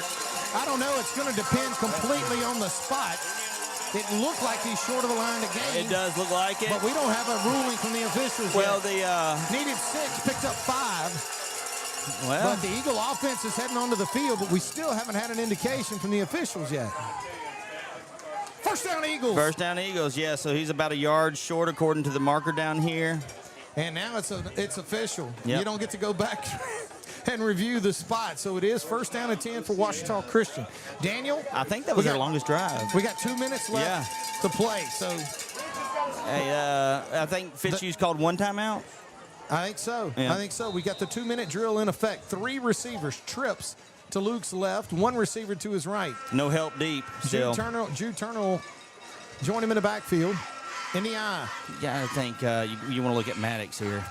Luke pulls this one down, throws it across the field, incomplete to Turpin. That was a very dangerous throw, Daniel, as he put that one right in the middle of the field. Looked like 3 Mangham defenders right there. Again, looked like Maddox on the outside. Daniel, I got to tell you, Maddox Fitzu looks like he's got about a foot, a height advantage, and now that'll swap up. As, he's seen 1 target tonight, and he took it to the house. I think you got to look back at Maddox. You've tested the waters on the right side to Luke Edwards. He's been covered pretty well. I actually had a pass interference call earlier, so I think you need to try the outside. Second down and 10 for the Eagles. Vadrine in the shotgun. Turner joins him in the gun. Second down and 10. Keep this one on the ground. That's Turner. Turner with a patient run. He's across the 40 now, across the 50, across the 45, the 40. First down run by Jude Turner. A physical run that time, Daniel. Patient run, set his blocks up, found the seam, and picked up 26 yards on the play. More than enough for a community pharmacy first down. Yeah, the outside almost got sealed, but Jude is able just to put a hesitation step in there, draw the defender inside, and then just accelerates and goes right around him. Actually makes him run into his own teammate, the defender, and picks up, probably about 15 or 20 more yards after that. First down and 10, Eagles. Vadrine in the shotgun. Ball at the Dragon 27-yard line. Luke calls for the ball. Good snap. Pulls it down. Looks to throw. Got a receiver downfield. Yeah. Oh. Incomplete. Maybe a little extracurricular activity that time down the middle of the field, but a well-thrown football that time. And in all fairness, look, let's just give the Dragons, let's give them their due. And good coverage that time downfield as that one's incomplete. It's going to bring up second down and 10. But I got to tell you, I love seeing these shots. I do too. That's what I was fixing to say. I thought it was good defense. I thought the call could have gone either way. I actually prefer that it's not ticky-tacky out there. That's right. I look back, he did find the ball, but yes, I do too. I like taking the shots deep to our outside receivers. Give him a chance to play. Yep. Vadrine in the shotgun. Second down and 10 for the Eagles. Luke looks to throw again. He's got Fitzu. He's looking for downfield, and that's going to be incomplete. Maddox, Daniel, that time you could see him positioning himself to make a play on the ball, and it looked like he either wrapped up in the feet of a defender or maybe his own. Yeah, but he's going to go down on the play. Now, here we go. It's third down and 10. I know a guy that might be able to get you some points from this position on the field, especially with the 123 left to play here in the first half. Which actually opens up everything in the playbook, so the Eagles can do anything here because they know that this is within Gavin's range. From where the ball is right now, it'd be about a 53 or 54 yarder. We're going to burn a timeout. We're going to burn one immediately. But hey, if you can get them closer, or if you can pick up the first down and hold the ball till halftime, that's obviously what you would want to do here. All timeouts brought to you by Campbell and House Attorneys at Law. Don't get played. Call Wade. Call Wade. Call him today, 318-855-0285. Our thanks go out to Campbell and House Attorneys at Law, sponsors of all timeouts. Let's go down to the sideline, check in with Mike Gray at Marion State Bank sideline report. Mike, how you doing down there? Man, let me tell you, Ridge was wide open on that one on the divide there. I thought I don't know that they switched DBs on that. The guy that was covering Maddox went over to Luke's side, and the taller kid came over here to Maddox's side. He just made a good play on it. But I think we're going to look to go back to the divide on this one, see if Ridge is going to be open like he was on that one. All right, thanks a lot, Mike. Mike Gray with the Marion State Bank sideline report. 3rd down and 10 for the Eagles. Ball in Dragon territory at the Mangham 37-yard line. Senior quarterback, number 19, Luke Vadrine, will bring the Eagles to the line. He's going to have an I backfield beside him in the shotgun. Eli Gray and Jude Turner. Maybe for a little extra protection there, Daniel. 2 receivers split wide to the right.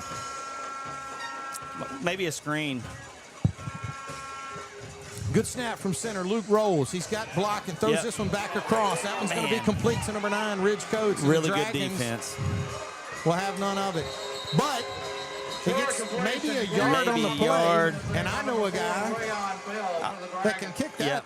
I like the idea of a screen, but excellent job by the Dragon defense there, sniffing it out. They were all over it. And it looks like we're going to send our field goal kicker back to the net. That's interesting. It'll be 4th and 10. It is. Well, so here's the thing, and if the Mangham coaches are listening, I hope I don't ruin it for Fitzu, but they may try a hard count right here and try to get 5 yards for Gavin. Well, it is going to be 4th down. Because you have to, they're letting it wind down. So they're just going to let it wind down and call the timeout.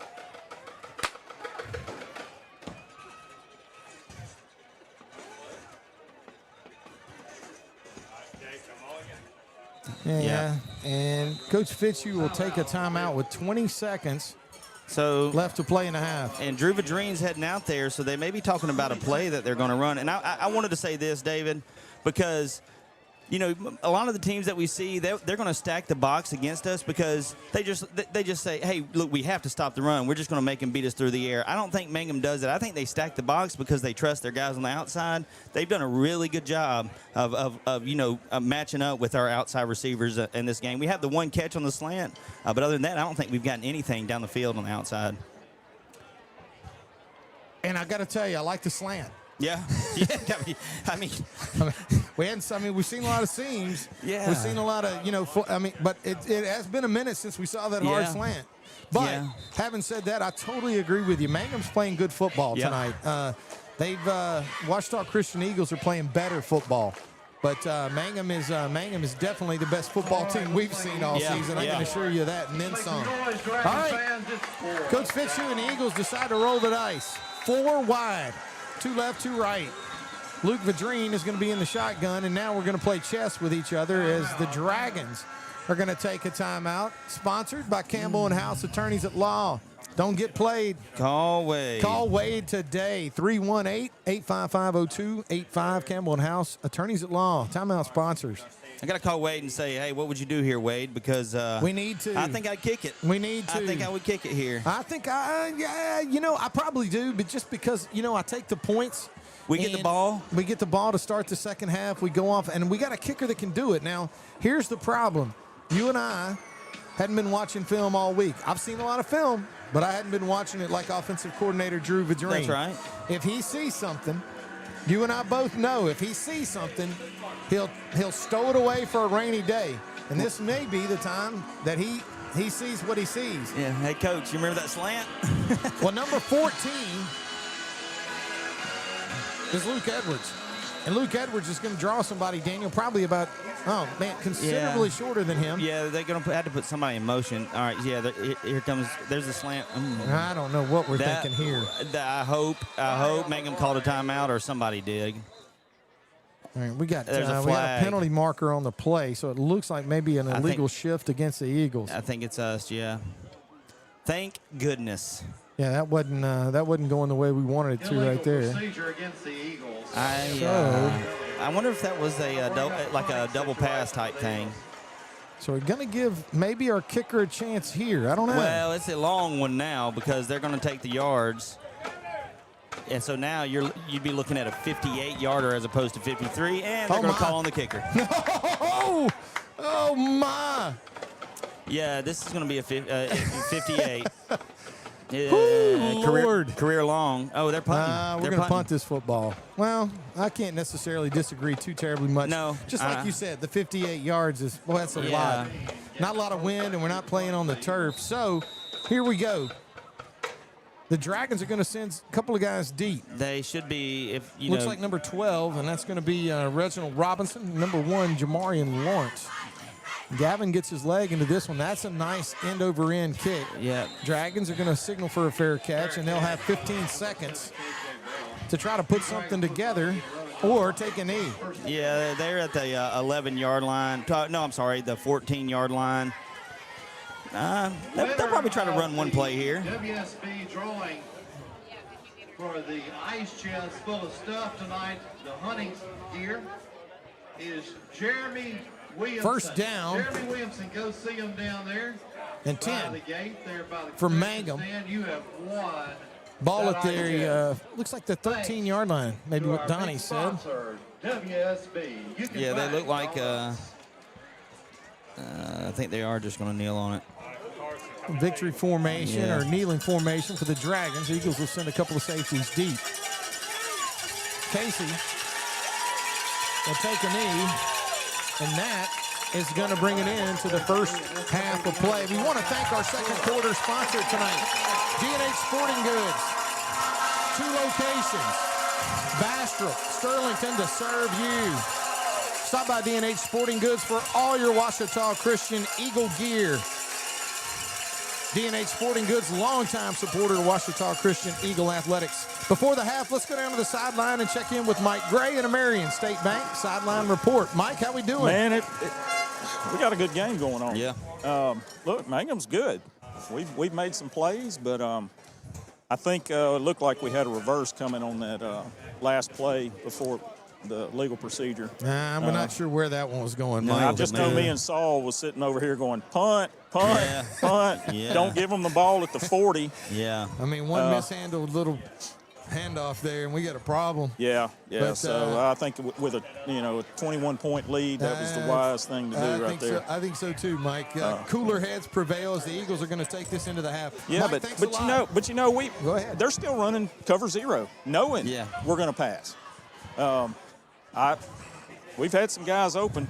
Yeah, and, those slants and underneaths. Those things are there. Down the field, we've struggled. We have, but they've got some good defenders. But look, I'd keep going to it. Absolutely. Thanks a lot, Mike. Mike Gray with the Marion State Bank sideline report. Ouachita Christian is going to go into half here in Mangham. Up on the Dragons right now, 28-7.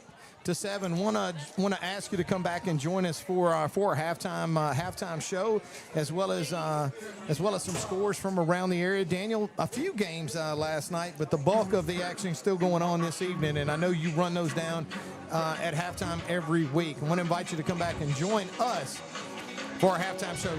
You're listening to Ouachita Christian Eagle Football on the Ouachita Christian Sports Network. If your car or truck is broken down, or you locked your keys in your vehicle, or you just need a flat fix, call Bears Towing and Recovery at 388-3021. In fact, why not just save the number in your cell phone? That's 388-3021. Bears Towing is on call 24 hours a day and 7 days a week. They understand that an emergency doesn't happen at convenient times. Bears Towing, 388-3021. Bears Towing is a proud sponsor of OCS football. Hi, I'm Dustin Balance with Ludwig Marine. We have 2 locations to serve you, one on Darbone Lake in Farmerville and one right here on 165 North in Monroe. Come by and check us out. We have the best brands on the market: Phoenix Bass boats, Weldcraft aluminum boats, and your Gator Tail duck boat needs. Give us a call today at 318-545-5595 or check us out on the web at www.ludwig-marine.com. Mitch Ludwig and the Ludwig Marine crew would like to say, go Eagles. Dreyer Contracting has been walked on and driven on all over town for 5 decades. Dreyer Contracting has been serving our community for over 50 years. That's a lot of asphalt. Surface treatments, hot mix, parking lots, driveways, asphalt maintenance, dozer work, and crushed stone. You can walk and drive on us with confidence. Call 281-2242. Dreyer Contracting in Bastrop. Trinity Diamonds Direct, 201 Blanchard Street in West Monroe. Wholesale jewelry with integrity. They provide honest, professional experience while offering stunning diamonds and fine jewelry at or below wholesale prices. And we do custom pieces by appointment. Engagement rings, tennis bracelets, pearls, earrings, necklaces, gemstones, loose diamonds, and jewelry repairs. Trinity Diamonds Direct, 201 Blanchard Street in West Monroe.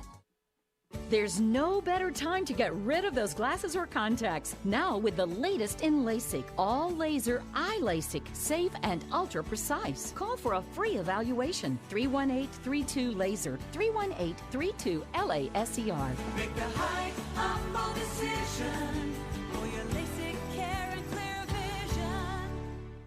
Are you tired of pushing through the pain? Do you struggle day in and day out with simple tasks? Are you ready for change? If so, call Louisiana Pain Care. At Louisiana Pain Care, our doctors are board certified and fellowship trained to target the source of your pain and help you manage it. Visit lapaincare.com for more information and to schedule your appointment. Louisiana Pain Care, your spine care experts. Mom, what do you do at work? Well, I help families just like ours feel safe and protected.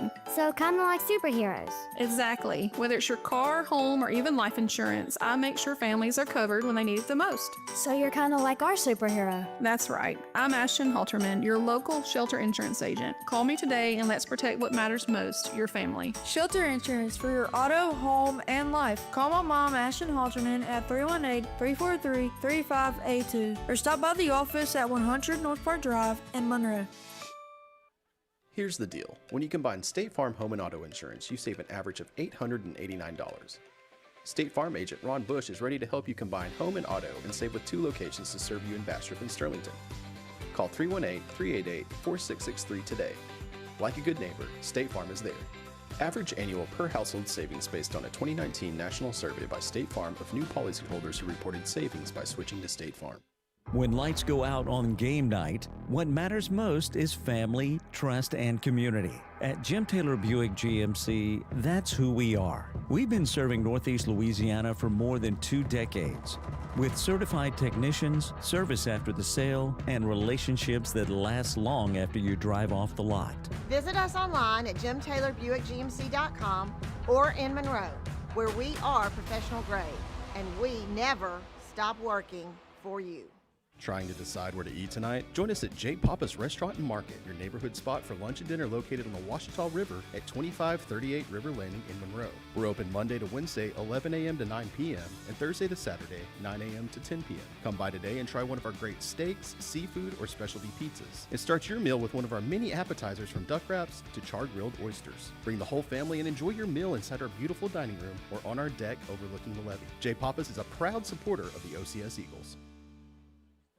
There's no better time to get rid of those glasses or contacts. Now with the latest in LASIK, all laser eye LASIK, safe and ultra precise. Call for a free evaluation. 318-32-LASER, 318-32-LASER. Make the high humble decision for your LASIK care and clear vision. Hi, I'm Dustin Balance with Ludwig Marine. We have 2 locations to serve you, one on Darbone Lake in Farmerville and one right here on 165 North in Monroe. Come by and check us out. We have the best brands on the market: Phoenix Bass boats, Weldcraft aluminum boats, and your gator tail duck boat needs. Give us a call today at 318-545-5595 or check us out on the web at www.ludwig-marine.com. Mitch Ludwig and the Ludwig Marine crew would like to say, go Eagles. Trinity Diamonds Direct, 201 Blanchard Street in West Monroe. Wholesale jewelry with integrity. They provide honest, professional experience while offering stunning diamonds and fine jewelry at or below wholesale prices. And we do custom pieces by appointment. Engagement rings, tennis bracelets, pearls, earrings, necklaces, gemstones, loose diamonds, and jewelry repairs. Trinity Diamonds Direct, 201 Blanchard Street in West Monroe. Mom, what do you do at work? Well, I help families just like ours feel safe and protected. So kind of like superheroes. Exactly. Whether it's your car, home, or even life insurance, I make sure families are covered when they need it the most. So you're kind of like our superhero. That's right. I'm Ashton Halterman, your local shelter insurance agent. Call me today and let's protect what matters most, your family. Shelter insurance for your auto, home, and life. Call my mom, Ashton Halterman, at 318-343-3582 or stop by the office at 100 North Park Drive in Monroe. 84 weeks ago, with precisely 2 likes at the Rio Sarah Pascal, posted at McDonald's. Stop pretending like you don't see our snack wrap comments. It hurts. You thought they didn't see your comments? Petitions and posts? The DMs for 9 straight years? Those comments are the reason this exists. Snack wrap is back. There's no better time to get rid of those glasses or contacts. Now with the latest in LASIK, all laser eye LASIK, safe and ultra precise. Call for a free evaluation. 318-32-LASER, 318-32-LASER. Make the high humble decision for your LASIK care and clear vision. Hi, I'm Dustin Balance with Ludwig Marine. We have 2 locations to serve you, one on Darbone Lake in Farmerville and one right here on 165 North in Monroe. Come by and check us out. We have the best brands on the market: Phoenix Bass boats, Weldcraft aluminum boats, and your Gator Tail duck boat needs. Give us a call today at 318-545-5595 or check us out on the web at www.ludwig-marine.com. Mitch Ludwig and the Ludwig Marine crew would like to say, go Eagles. Trinity Diamonds Direct, 201 Blanchard Street in West Monroe. Wholesale jewelry with integrity. They provide honest, professional experience while offering stunning diamonds and fine jewelry at or below wholesale prices. And we do custom pieces by appointment. Engagement rings, tennis bracelets, pearls, earrings, necklaces, gemstones, loose diamonds, and jewelry repairs. Trinity Diamonds Direct, 201 Blanchard Street in West Monroe. Mom, what do you do at work? Well, I help families just like ours feel safe and protected. So kind of like superheroes. Exactly. Whether it's your car, home, or even life insurance, I make sure families are covered when they need it the most. So you're kind of like our superhero. That's right. I'm Ashton Halterman, your local shelter insurance agent. Call me today and let's protect what matters most, your family. Shelter insurance for your auto, home, and life. Call my mom, Ashton Halterman, at 318-343-3582 or stop by the office at 100 North Park Drive in Monroe. Trying to decide where to eat tonight? Join us at J. Papa's Restaurant and Market, your neighborhood spot for lunch and dinner located on the Ouachita River at 2538 River Landing in Monroe. We're open Monday to Wednesday, 11 a.m. to 9 p.m., and Thursday to Saturday, 9 a.m. to 10 p.m. Come by today and try one of our great steaks, seafood, or specialty pizzas. And start your meal with one of our many appetizers from duck wraps to char-grilled oysters. Bring the whole family and enjoy your meal inside our beautiful dining room or on our deck overlooking the levee. J. Papa's is a proud supporter of the OCS Eagles. Here's the deal. When you combine State Farm Home and Auto Insurance, you save an average of $889. State Farm agent Ron Bush is ready to help you combine home and auto and save with 2 locations to serve you in Bastrop and Sterlington. Call 318-388-4663 today. Like a good neighbor, State Farm is there. Average annual per household savings based on a 2019 national survey by State Farm of new policyholders who reported savings by switching to State Farm. 84 weeks ago, with precisely 2 likes at the Rio Sarah Pascal, posted at McDonald's. Stop pretending like you don't see our snack wrap comments. It hurts. You thought they didn't see your comments? Petitions and posts? The DMs for 9 straight years? Those comments are the reason this exists. Snack wrap is back.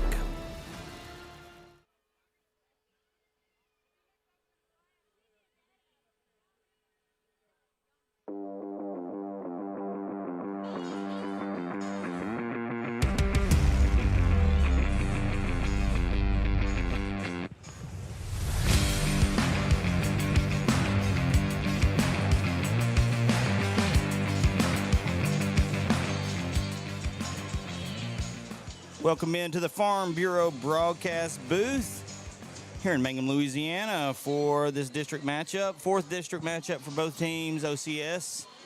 Traveling to Mangham, lead the Dragons 28-7 at halftime. About 3.5 minutes to go. So we're here with the Sterlington Physical Therapy halftime show.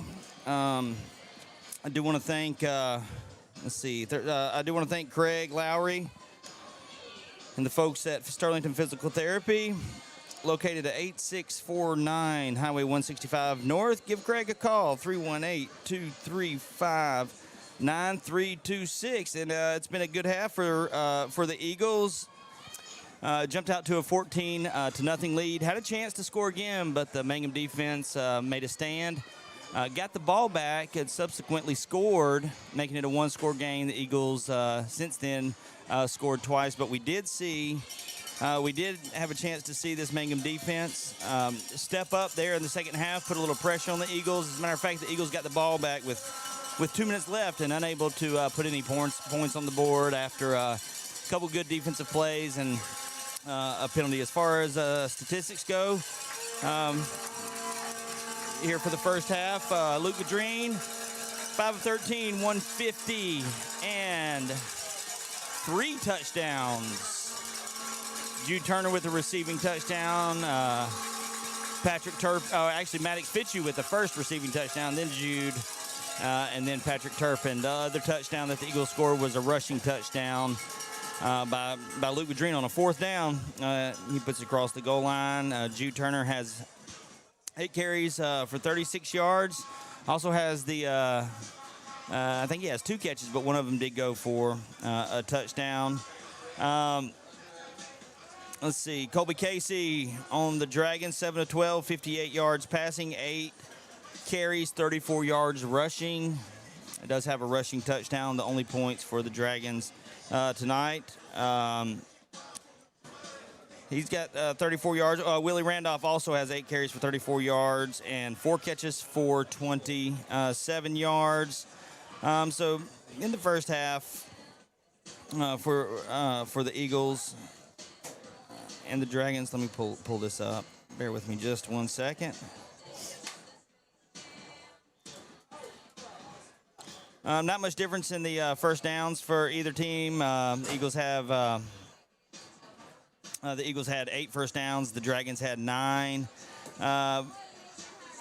Eagles 88 yards on 10 carries, 8.8 yards a rush. The Dragons 19 carries, 87 yards, 4.5 yards a rush. I mentioned the passing numbers, 125 total yards for the Eagles, 43 total yards passing for the Dragons. So the Eagles only ran 23 plays in the first half to get those 28 points compared to the Dragons, who ran 32 plays to get their 7 points. Eagles averaging over 10 yards a play. Dragons 4.5. No turnovers this game. No third down conversions. I mentioned that during the broadcast. I think the Mangham was about to convert a third down, but they did not do so. OCS is 0 for 3 on third down. Mangham 0 for 7. 1 for 2, the Eagles on 4th down. And the Dragons are 2 for 3. I don't have a lot of local scores, two big ones. And I'll try to take a look and get you some information for our in-game scoreboard update from Shelter Insurance and Ashton Halterman. Thank Ashton for being a part of our broadcast and supporting OCS Sports. But I'm going to go. Oh, hold on. Let me. There you go. And how grateful are we to Ashton for sponsoring this thing, right? Yeah, I mean, not just this, but she does a lot of things. She's got the banner right when you walk up to the stadium. She's a she's a friend of the softball program at OCS, so we want to thank her. And also, she is. I'm a client. So watch out now. There you go. So, okay. Yeah, if you, I wouldn't recommend her if I didn't mean it, and I definitely recommend Ashton. Absolutely. So, You're speaking from experience. Yeah. Right. Made the switch. There you go. But yeah, so it's been a good first half. Pretty clean first half. Very limited penalties. I think the penalties that stood out to me were the lined up in the neutral zone from Mangham. That happened twice. So that's not really a sloppy thing. It's just, you know. I wonder if that's reserved for maybe one of the officials is When picky about it. When you say that on both sides of the ball, both teams, I mean, these officials with the deep balls are letting these kids play. They're giving them an opportunity to make plays and not throwing the flags every time. Yeah, they are, and I don't think there's anything wrong with that. I mean, that's, you know, even the play that was down there towards Luke Edwards, you know, they're just really feeling. You can see when the difference when a defender is just kind of they call it hand fighting, where they just put their hands out there, they're not extending their arms, or when they interfere. You interfere when you grab or you push or hold or something like that. And the officials have called a Yes, couple of those that's tonight. right. And so, you know, it's been good. I mean, there's been some plays where holding could have been called, but I think it's been, you know, for both teams. It's not just one or the other. So good job by the officials tonight. Clean game. The Dragons have had their backs against the wall. I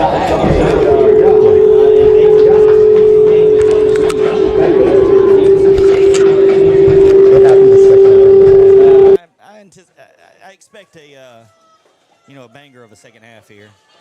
Well, number 50 is sophomore Murphy Green. Daniel, believe it or not, I got to tell you, the limited times we've seen Murphy kick the football, he does a good job for the Mangham Dragons. He does. I watched him warm up before the game, and I actually think that they could use him probably about 40, somewhere between 40, 45 yards would be his max. But he was putting them through before the game. Well, he's about to kick this one to the sounds of Crazy Train. Tees it up at the 40-yard line. The Eagles are going to have an opportunity to put points on the board first here in the second half. They won the coin toss, deferred to receive now. Jude Turner is going to stand at around the 10-yard line.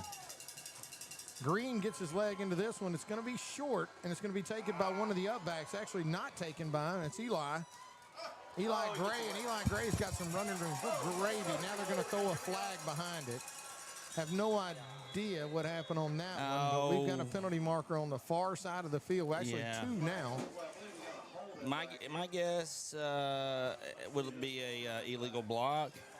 Well, he did change direction, and man, he changed direction in a hurry that time. And from time to time, you lose leverage like that and have to regain it. It can be a hold. No, it is holding. Yeah. Yep.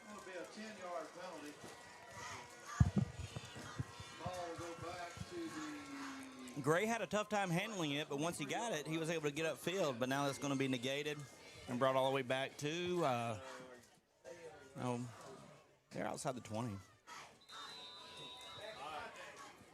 First down and 10 for the Eagles. As you talked about, Daniel, right at the 22-yard line.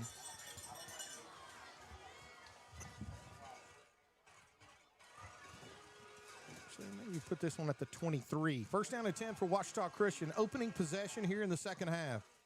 Vadrine goes to work out of the shotgun. Keeps this one on the ground with Turner. Turner's going to push the pile, Daniel, but again, really tough running inside as the Dragons basically just kind of almost inviting you to throw the football, but making it tough to run between the tackles. Jude's going to pick up 3 yards on the play. Nothing to sneeze at, but it's going to bring up 2nd and 7. Tough running inside so far against this Dragon team tonight. Second down and 7. Ball now at the Eagle 27-yard line. Vadrine in the shotgun. 2 running backs. Gray and Turner join him. 2 receivers to his right. 1 to his left is Maddox Fitzu. Luke gets a good snap from center. Keeps it on the ground with Turner. Turner's got some running room. Boy, he's going to make a couple of guys miss.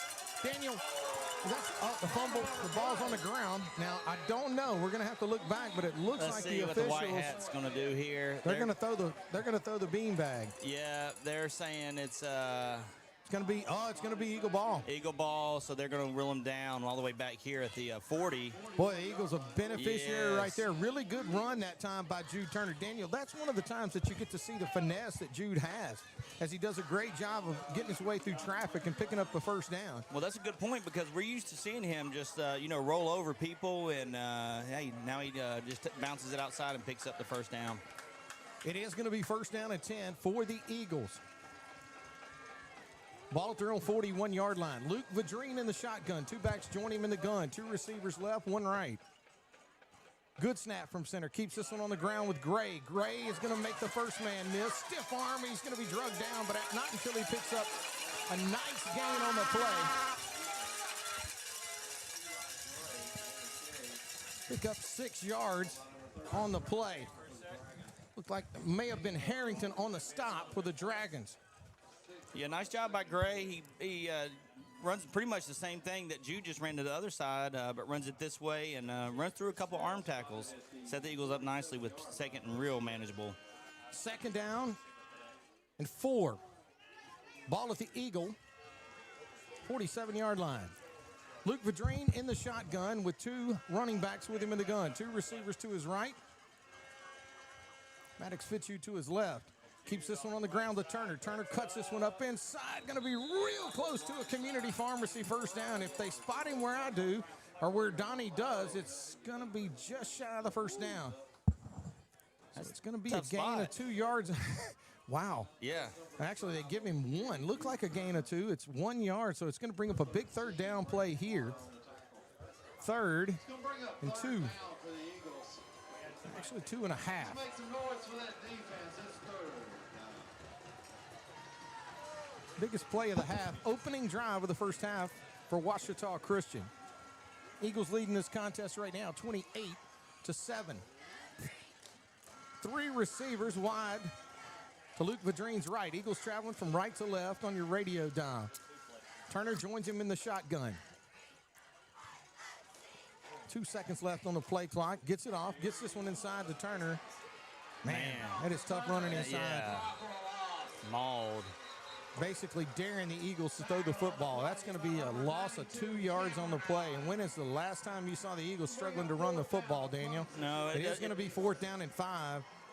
Yeah. And it looks like the Eagles are going to elect to punt this football. Yeah, I like the idea to punt here. And, the Eagles have a series of plays that we may see on this punt formation. I don't know.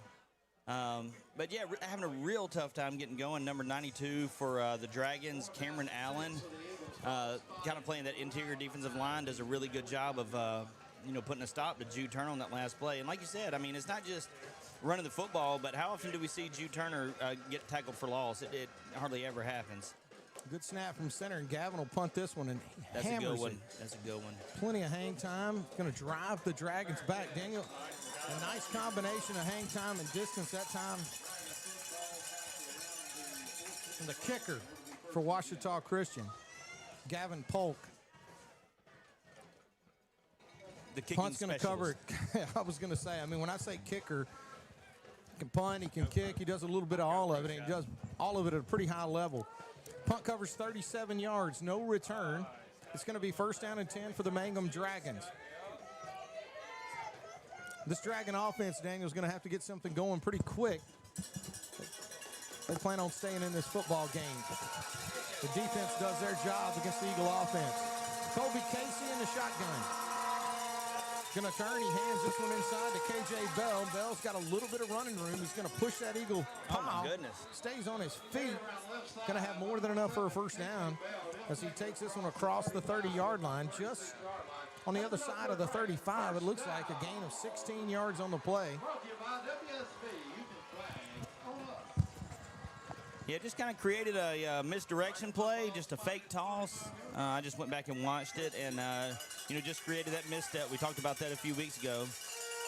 They're going right up the gut here. Dragons keep it on the ground. Randolph, the ball carrier for Mangham, picks up 3 yards on the play. It's going to bring up 2nd down and 7. Put this at the Dragon 38-yard line. There's still a lot of ball game left, David, and Mangham's content with just dragging this game out as long as they possibly can. Not looking to make any mistakes here. Casey looks to throw. He's going to throw that there one was behind almost his intended receiver. And if the Eagle defender on the far side was looking up that time, Daniel, he could have made a play, but it is going to fall incomplete, bring up 3rd down and 10. Big 3rd down play here for the Mangham Dragons. They're trailing in this football game 28-7. 7 minutes and 18 seconds left to play here in the 3rd quarter. Mangham's going to have to get something going. Daniel, I haven't commented it all night, but this Eagle crowd is going bananas. Yeah, this is... Casey in the shotgun, sends a man in motion across the formation, gets a good snap from center. Has time. Oh, my Has goodness. more than time. Now he's going to have to fall back as this Eagle pressure gets to him, and that's going to be incomplete. Had a receiver here on the far sideline, number 7, KJ Bell. Yeah. It's going to be incomplete. It's going to bring up 4th down, and it looks like the Mangham Dragons are going to have to punt the football. Good protection by the Mangham offensive line, but unfortunately for them, really good coverage downfield by the Eagles secondary. Nowhere to go with the ball, and so the Eagles will force a punt. Kind of a back and forth second half so far. Eagles are going to send a couple of men deep. That's 0, Patrick Turpin, Jude Turner. Both definitely capable return men in their own right. Both are going to stand around the Eagle 35-yard line. Low snap, and boy, That's a nice high punt, driving punt. It's going to send Turpin back, and he's going to lose a handle on this one. He's going to scoop it up, and the Dragon coverage is going to be there. Boy, Patrick loses the handle on that one, Daniel. Real fortunate to scoop it up and maybe make a couple of yards on the return as the Eagles going to have their second possession here in the second half. Yeah, Punt covers 38 yards. Or actually, it looks like they're going to spot this football at the Eagle 22. Where it'll be first down and 10.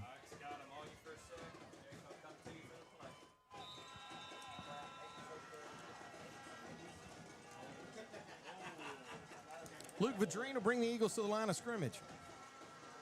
First down and 10 at their own 21-yard line. Vadrine is going to turn and hand this one to Turner. And again, tough running inside. Boy, this Mangham defense, Daniel, is making it tough inside. And at some point, you know, the Eagles with the 28-point lead, with a 21-point lead, maybe they're content to just keep, milking clock and pushing this one inside. Well, the quickest way to allow Mangham back in the game is to turn the ball over to them. Absolutely. And so they feel, I agree with you. I think the exact same thing. I think we are content with just grinding and eating the clock and, keeping Mangham's offense on the sideline. And, because there's no reason why we should be running the ball here. They are one-on-one press coverage on the outside, and we're just running the ball. Vadrine in the shotgun. He's going to roll and look to throw. This time he puts some air in dirt. He's looking for Turpin, and Turpin is going to be incomplete. Maybe a little bump on his route that time, Daniel, but again, not glaring interference on that one as it's going to travel over the outstretched arm. Happened right in front of Mike Gray. Let's go down to Mike Gray in a Marion State Bank sideline report. How you doing, Mike? Yeah, that was a DPI on that one. He pushed him in the back right as the ball was getting close. But we do, y'all are right. Running inside, it's hard to block 8 guys with 6 guys. And going outside, throwing the ball is, if we're going to move the ball, that's what we're going to have to do. Thanks a lot. Mike Gray with the Marion State Bank sideline report. 3rd down and 10 for the Eagles. Luke Vadrine in the shotgun. Trip receivers to his left, one to his right. Luke's to throw. Fires this one across the middle. We got a holding call. It's incomplete to Turpin as it goes through Turpin's hands. Daniel, that's one of those ones you usually see Patrick come down with, but it is going to be incomplete. And as you indicated, it's going to be holding against the Eagles. I would imagine the Dragons will probably wave this one off. Yep. So it's going to bring up 4th down and 10. And the Eagles are going to have to punt this football. Yeah, just kind of a little bit of a, identity conflict there. You start running the ball, you're picking up a couple yards, and then you're like, well, let's put the ball in the air, and you can't complete any passes, and so we're gonna have to punt it right back. Gavin Polk will come on to punt for the Eagles. Does a great job of handling the place kicking duties, but he's also a heck of a punter. This little soccer style. Boy, I tell you what, another nice punt. That one's going to have plenty of hang time. It's going to take an Eagle bounce as Patrick Turpin's going to flip the field this time, Daniel. The Dragons are going to find themselves with the ball 1st down and 10 at their own 31-yard line. Yeah, that's a bomb right there. That guy. Hey, here you go. Punt covers 48 yards, no return. Yeah, and that's that soccer style. You know, when he kicks it like that, it is unreturnable. And as a matter of fact, that time he didn't even bother to fair catch it because, we were down there to cover it so quickly. He didn't want to muff it. Kind of had a little knuckleball action on it, which you want to stay a mile away from. Yeah. First down and 10 for Mangham. Their second drive here in the second half. Casey's going to fake this one and keep it himself. And Colby Casey is going to find some running room on the right side of the Eagle defensive line. And picks up a gain of 8 yards on the play. It's going to be short of the first down, but it is going to bring up second down and 2. They put this at the Dragon 40-yard line. 5 minutes and 28 seconds left to play in the third quarter. Oh, Desai Bradshaw, Yeah. Desai Bradshaw. What Now, in the world did he? Well, Donnie's kind of indicating that they're going to throw a face mask Yeah. penalty here. Boy, what a fantastic play that time by Desai, Daniel. He jumps inside, cuts off the cutback lane, and also locks up to make the tackle. But the officials are going to talk about this one. Yeah, I'm watching the replay. I'm trying to see if I can find out who it was on because there's no hand on the face mask there. Personal foul face mask. Personal foul, face mask against OCS. That'll be a 15-yard penalty. That's enough for Dragon. First down. That's a huge call right there that's going to go against the Eagles. Yeah. 15 yards. First down and 10, Mangham. At their own 48-yard line. Colby Casey, the sophomore quarterback from Mangham, brings the Dragons to the line. A couple of running backs with him in the backfield. Sends a man in motion. Play action. Looks to throw. Oh, my goodness. You got to have time if you're going to do that. Oh, my goodness. We got a penalty marker thrown on the play late. No, if there's I'll hold my thoughts. Oh, my goodness, Desai. That was incredible. He He just smashed him. A penalty thrown late. Daniel, it happened after the play, and I'm just not sure where it would have come from. Well, the only thing I saw was Colby Casey throwing the ball up in the air after the play was dead, and he was frustrated, so he throws the ball up in the air. So it could be a delay of game. They may pick up the flag. That's what I think they should do if that's what it's on, but we'll see. Well, it looks like it's going to go warning. against the Dragons. Coach Fitzu's indicating he wants the penalty, but we're going to see. So it's going to be a delay of game against the Dragons. Okay, so that's what it was. So Colby Casey just flips the ball up in the air. I mean, I don't think he didn't throw it away from everybody. That may be a little more than delay of game. Let's go down to the sideline and check in with Mike Gray at Marion State Bank. Sideline report. Mike, what's going on down there? How much did they mark off on that? It looked like 10 yards. All right, that's going to be unsportsmanlike conduct. Okay, that's what I would. Yeah, delay would just be 5. So I was walking down to try to get a better view and hear Fitzu, and if they marked off more than 5, that's probably what it was. Thanks a lot. Mike Gray with the Marion State Bank sideline report. Daniel, that penalty is going to happen after the sack. So now you're looking at second down and 30. Woo! Casey throws this one out in the flat quick. He's got some blocking downfield for his receiver. Actually, it's complete to number 7, KJ Bell. Gain of 10 yards on the play, but it's going to bring up third down and 20. Good blocking downfield by the Mangham receivers, coming all the way from his middle linebacker spot that time, Daniel. Well, guess who? Number 44, Cooper Thomas, to come in and clean it up. Big play here for the Mangham Dragons. Third down and 20. Trying to keep another drive alive. Casey lines up in the shotgun. Good snap from center. Looks to throw. He's going to have to step up in the pocket and does. He's going to have close to getting back to the original line of scrimmage, but he's going to be 10 yards shy of the first down. Oh yeah, it sure is. I saw the down marker. I thought that was the. Yeah, you're right. Gain of 11 yards on the play, but it's going to bring up fourth down and 9, and it looks like the Dragons are going to have to punt this football again. Daniel? Yes. they can keep us from running the ball, and they have so far for the most part tonight. But this Eagle defense is stingy, and I'm telling you, Desai Bradshaw he's made a difference tonight. He has on the outside. You know, big plays right there. It demolishes Colby Casey on that sack.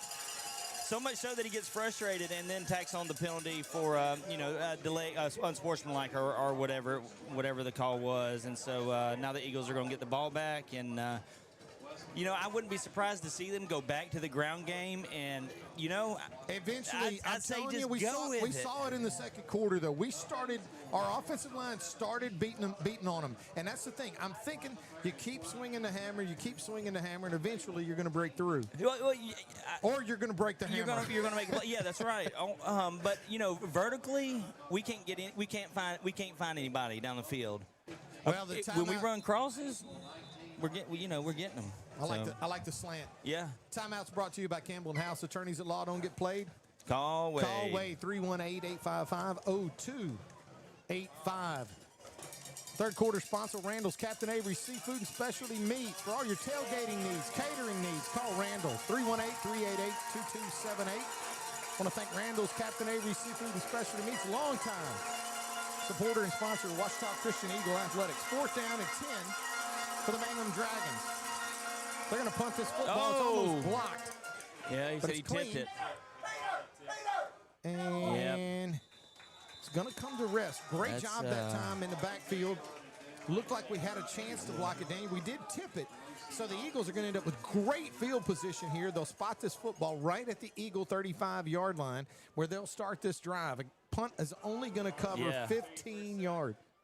Yeah, it wasn't much of a punt. There's a lot of pressure. As Landon Waller, the official ruled that it was tipped. Took a little off of it. Yeah, Landon Waller has been a menace back there on punts this year. Got a motor. Hey, I also read that he's got negative 74 yards on his sacks. That's the most all-time for an OCS player in a season on yards from sacks. 1st down and 10 for the Eagles. Vadrine in the shotgun. Gets a good snap from center. Keeps on the ground with Jude Turner. Jude with 2nd, 3rd, 4th, and 5th effort. Hey. What a tough run that time by number 5, Jude Turner.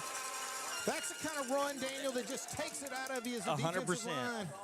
You're exactly right, and gain of 6 on the play. They're not going to be able to withstand many more of those runs because they had him wrapped up for no gain, and he spins out of it and picks up yards the hard way. Tell me Jude Turner doesn't have a motor. Oh, yeah. Tell me he's going to quit. He's just going to get tired of having to run up against. I'm telling you. He just stopped idling. He's ready to go now. 2nd down and 4 for the Eagles. Ball at their own 43-yard line. Clock running with 2:30 left to play in the 3rd quarter. Vadrine in the shotgun. Good snap from center. Has a little bit of time. Unloads this one. He's got double coverage down the field. Jude Turner had 2 Mangham defenders on him.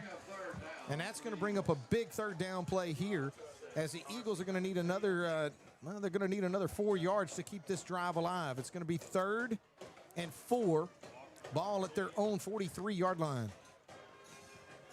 All right, fans, let's make some noise for that defense. It's a big play. Eagles are going to send 3 receivers to the right. Maddox Fitzu to the left. Eagles traveling from right to left on your radio dial. Vadrine in the gun. Good snap from somebody center. It looks like we're going to have illegal procedure probably in all likelihood against the Eagles. That's going to be a big penalty. Take you from 3rd and manageable to back 3rd and 9. Not a lot of penalties against Ouachita Christian tonight. Eagles have been fairly consistent, pretty disciplined, but that is a big penalty as you're trying to close out this football game. Right now, we've got 2 minutes and 19 seconds in the 3rd quarter to do it. 3rd quarter always sponsored by Randall's Captain Avery's Seafood and Specialty Meats. Eagles needing a community pharmacy 1st down in a big way here. 3rd and 8. Vadrine with the ball at his own 37-yard line. He's going to keep it himself. We haven't seen this all night. Vadrine's got some running room. He's across the 40, the 35, the 30. Run out of bounds, or actually goes out of bounds at around the 20, let's call it 26-yard line. 1st down, Ouachita Christian. Luke Vadrine with a nice gain on the play. 36 yards and more than enough for a community pharmacy first down. Daniel, a backbreaker. Huge run, not just for, as a backbreaker run, but also for Luke. We haven't seen him carry the ball a lot. No, he loves to. You couldn't pick a better time to dial that one up. Much needed boost for this Eagles offense. Great decision that time by the senior quarterback as he picks up 36 yards, first down. And 10 for the Eagles. Ball at the Dragon 26-yard line. Hey, see, Vadrine in the shotgun. 3 receivers to his right, 1 to his left. Good snap from center. Puts this one on Jude's belly. And Jude's going to go down awkwardly. Yeah. But Daniel, he hops right back up. So see, you're gain of 4 yards on the play, and that 4 yards is big, right? It's huge because now you're in striking distance because of your kicker, and that's a really comfortable place to be because with a field goal here, you can stretch it out to you have to get more than 3 scores. You don't think that offensive line is starting to push on them a little bit, do you? Oh man, yeah, here they go. They're starting to sense it a little bit. Second down.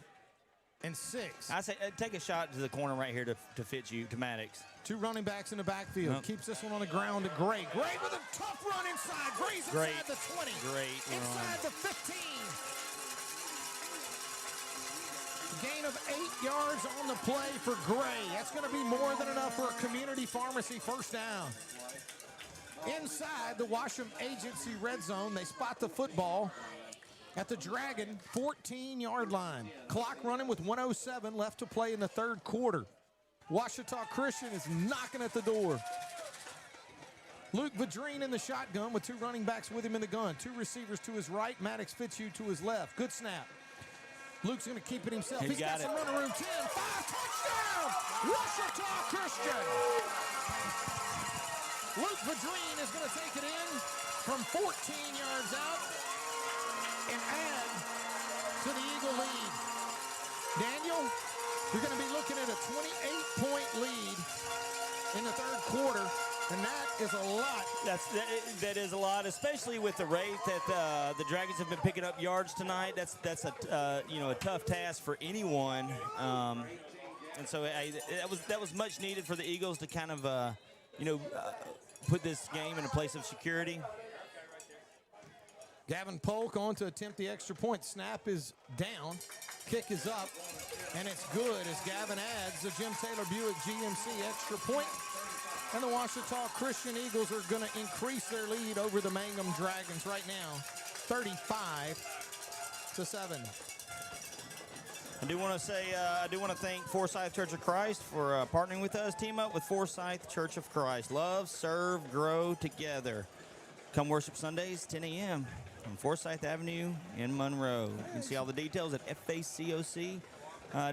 And also, I think we need to take a quick timeout and pause for station identification. All right, you're listening to Ouachita Christian Eagle Football on the Ouachita Christian Sports Network.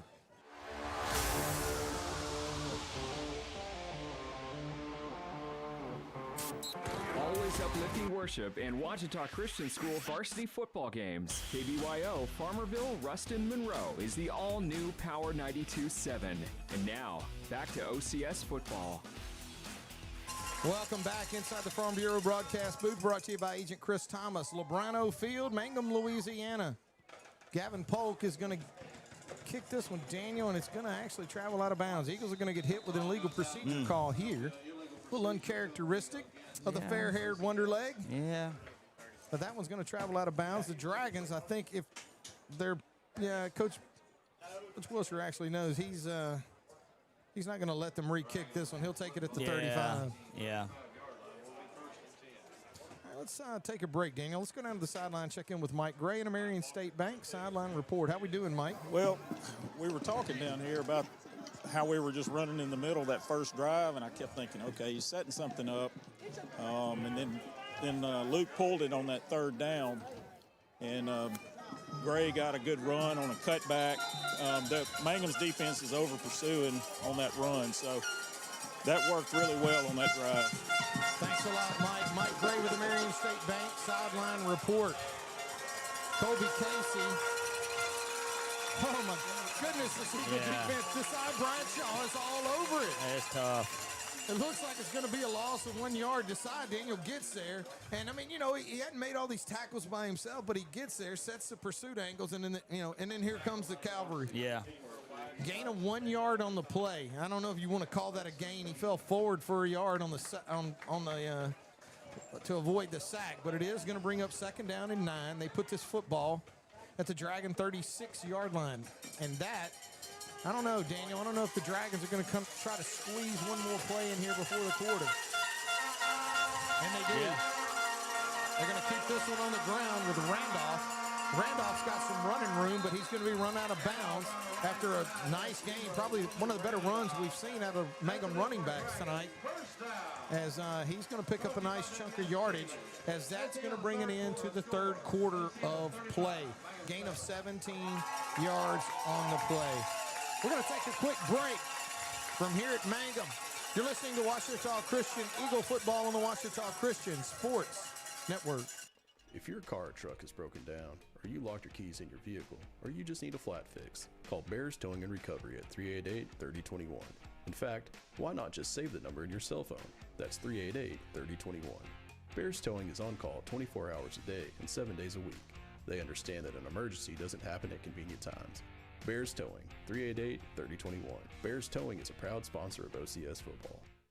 Dreyer Contracting has been walked on and driven on all over town for 5 decades. Dreyer Contracting has been serving our community for over 50 years. That's a lot of asphalt. Surface treatments, hot mix, parking lots, driveways, asphalt maintenance, dozer work, and crushed stone. You can walk and drive on us with confidence. Call 281-2242. Dreyer Contracting in Bastrop.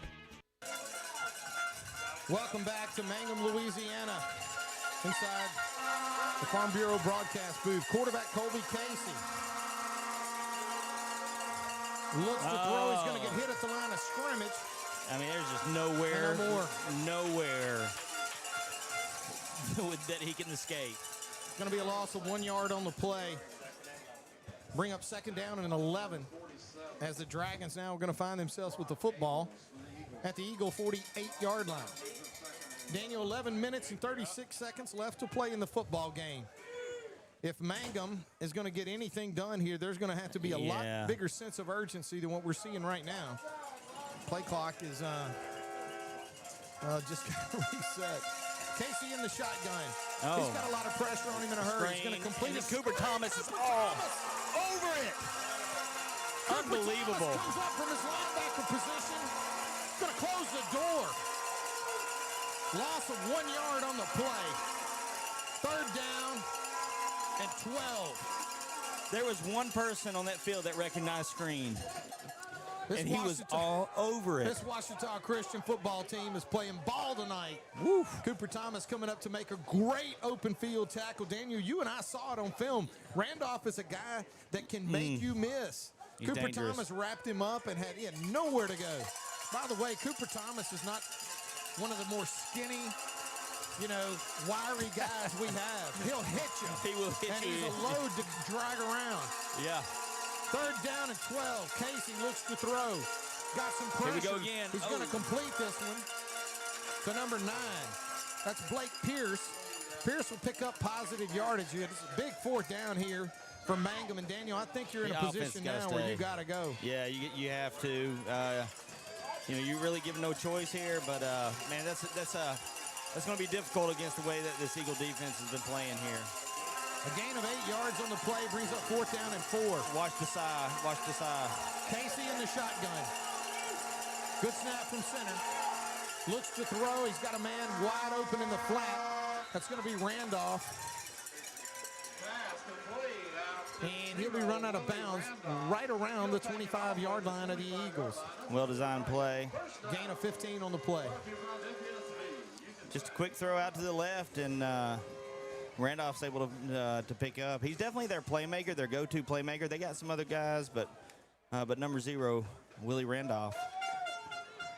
I think there was a second baseman when I was a kid named Willie Randolph, played for the Mets. Colby Casey looks to throw. He's going to unload this one, and this one's wide open, but they can't find a receiver as Casey overthrows that one. Daniel, they had us dead to rights that time. They did. But It is going to be incomplete, and it's going to bring up 2nd down and 10. Yeah, that was pretty much the same play that they just ran. And so I think what OCS is doing is bringing in an extra, blitz, an extra blitzer on that, and so that they're abandoning coverage. They're going to have to be careful doing that, though. Casey will go to the wristband. Trip receivers to his right. Good snap from center. Casey looks to throw. He's got pressure, and that's going to be incomplete. It goes in and out of the hands of number 5, Ty Wilcher. Pretty good throw that time by Casey. Wilcher just unable to secure the ball, and it's going to bring up 3rd down and 10. The Dragons are running out of time and running out of downs, Daniel. Eagles leading this contest right now 35-7.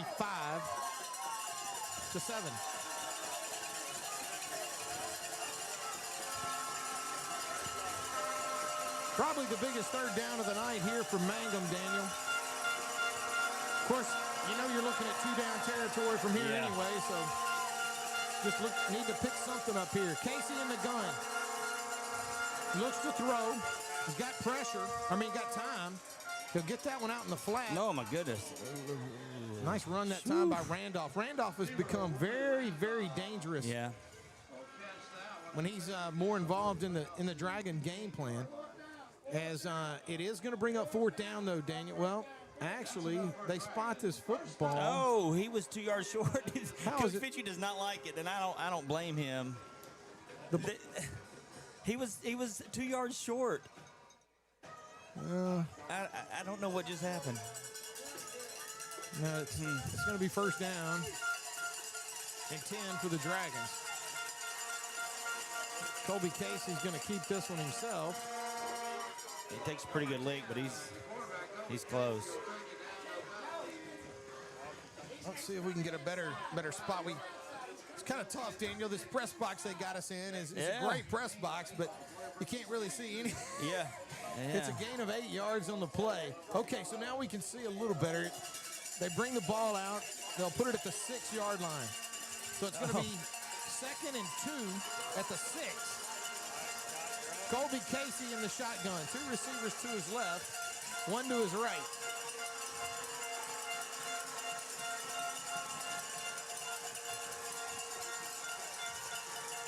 Looks to throw, pulls it down, and he's going to be drugged down inside the 5-yard line. Looks like right at the 4. Yeah, he didn't get much there. Gain of 1 yard on the play. They'll spot it at the 4. So it's going to be 3rd down and 1. 3rd and 1 at the 3.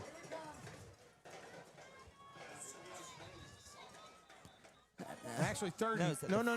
3rd and 3 at the 6. Yeah, at the 6. Yeah. Well, now no, it's right at the 5. Wait a second. They've dropped the chains and said 1st down and goal. What? That's We'll have to go down to Mike and see if we can get a little clarity on this. That's a touchdown. Let's go over to the sideline and check in with Mike Gray at Marion State Bank sideline report. Mike, we're having a tough time with the angles up here, but it looks like maybe a couple times on that drive. We're not really sure. You're right down there on it. I mean, maybe you could give us a little more clarity on it. You there? Yeah. Okay. Yeah, Landon Waller just got tackled on that one. No hold call, nothing. And he was a yard short when he went down, and they gave him a full yard and gave him that 1st down right there. Okay, Mike. We're trying to. No, I mean, I'm sitting here watching it. Yeah, you're right. All right. Thanks a lot. Mike Gray with the Marion State Bank sideline report. And the Dragons are going to get the extra point. Mangham's going to be trailing Ouachita Christian there right now, 35-14. As the Dragons are able to put a touchdown on the board. The Eagles, let's see what I will tell you this. I got a feeling we're probably going to get a pretty heavy dose of the old running game. Think so? I think so. Yeah. I think so. And I think this OCS offensive line is looking forward to it. This is their time to shine right here. Yeah. And Drew Turner, this is just, And here's the other thing with Jude tonight, too. Jude's carried a lot of this load, but you got a running back in Eli Gray, Daniel. You've got a 1-2 punch. Now, it looks like the Eagles are anticipating the potential onside kick. Yeah, they may. I think it's still a little early for an onside kick, but, to each his own. I don't know this team as well as their head coach does, for sure. A lot of communication going on the kickoff team that we hadn't seen so far tonight, but that doesn't mean anything either. Yeah. Eagles are expecting the onside kick, hands team, and close proximity to the ball right at the 10 yards it needs to travel. And this is going to be kicked deep to Jude Turner. Jude will field it clean at around the 10. He's across the 15, across the 20, and he'll go down. Probably a smart call there, I guess. Jude's not a guy that usually loses the handle on the football, but he's going to try to get down and give this Eagle offense a chance to go to work. A gain of 16 yards on the return. You're set up for an onside kick, so you can't really set up your blocking for the return, and he just kind of gets out of bounds. But the Eagles still have pretty good field position. First down and 10 for the Eagles. Waiting for a football, it looks like. Yeah, well, they have not wound the clock yet, so we're still. You don't want to get the ball boys in trouble, right? You don't want to be that guy. Yeah. But the Eagles do finally get a ball in. They'll put this one down at the 29-yard line of the Eagles. 7 minutes and 11 seconds left to play in the football game. Ouachita Christian leading 35-14. Luke Vadrine in the shotgun. Gray will join him in the gun. Turns, hands this one to Eli. He's going to bounce this one outside, plants that outside leg. Daniel cuts it upfield, and he's going to pick up what the Dragon defense would give him. And it looks like a pretty nice gain on the play. Yeah, exactly. Yeah. Looks like maybe 5 yards. Good pickup. Wasn't much there. We've seen him bounce that and find space, but there just wasn't a lot of space there. So able to pick up more than 5 yards. That's pretty good. Gain of 6 on the play. Second down and 4. Ball at the Eagle 35-yard line. Clock running with 6:43 left to play. Vadrine in the shotgun. Again, Gray will join him in the gun. 2 receivers to his right, 1 to his left. A little high snap is pulled in. Yeah. Gray is going to push the pile. Boy, tough run by Gray. And it looks like he's going to be shy of the first down. But maybe they'll give us an extra yard in the first down. So it is going to be shy. It's neighborhood calls. It is going to be shy just right at a yard. It is going to bring up 3rd down and 1 for the Eagles. They put the ball so they're going to at the Eagles 38-yard line. Yeah, they're just going to let the clock run here. May take a timeout. I don't think so, but there's still 24 seconds left, so they're going to just let this thing slide on down to about the 5.5? It should be able to get there. Still 13 seconds left on the play clock. Vadrine will let it come down. High snap again. Handled by Gray with a tough run. More than enough for a community pharmacy first down. Really grinding it out here. Yep, so the Eagles get to hurry up and wait again. Gain of 10 yards on the play.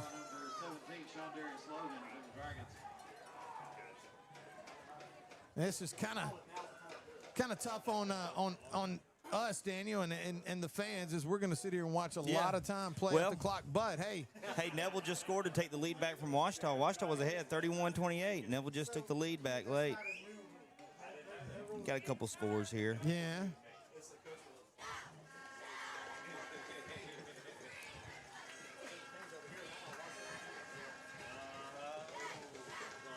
First down and 10 for Ouachita Christian.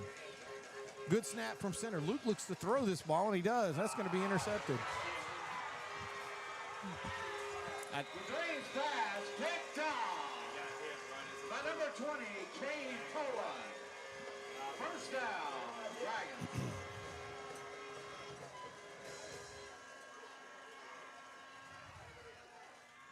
Dragons will take over. Yeah. First down and 10. In Eagle territory. At the Eagle 48-yard line. 4 minutes and 45 seconds left to play in the football game.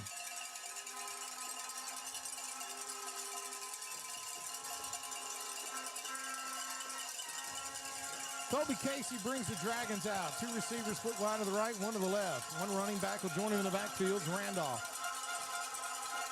And he's going to throw one quick and underneath. That's going to be Ty Wilcher.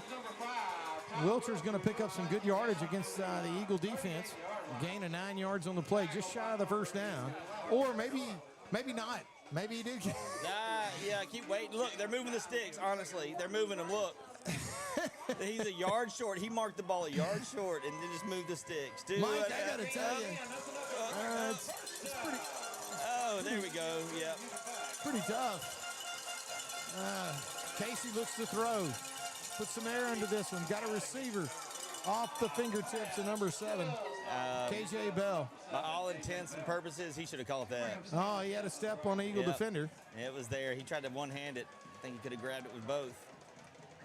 Thank goodness he didn't. Going to bring up 2nd down and 10. And now see, I'm sitting there looking at the clock, just not moving. Incomplete pass. Yep. I say that because we had a chance to just really just chew the whole thing. 2nd down and 10 for Mangham. Casey's going to look to throw. No, you cannot go that way. You cannot do that.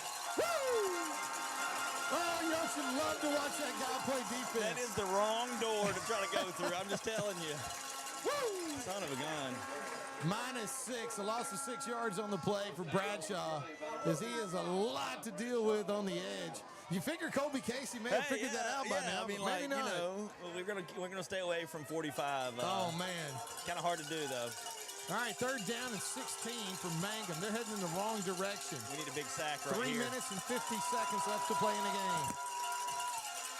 Casey gets a good throw, loses the handle. Oh my goodness! Brock Abels from out of nowhere. I don't know how Kobe Casey kept that ball. He did do a great job of securing it, Daniel. He's going to lose 5 yards on the play. Actually loses 6. 4th down. And a long ways to go. We'll wait for Donnie to get the slide rule out for that one. It's going to be 22, 4th and 22. So they need 21 yards to pick up the first down. That's what you're telling me. Well, maybe 20. It's going to be 4th down and 22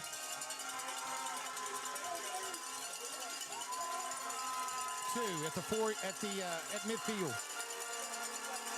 Maybe the last gasp for the Dragons. Casey unloads this one. Oh my goodness. We had a defender fall down.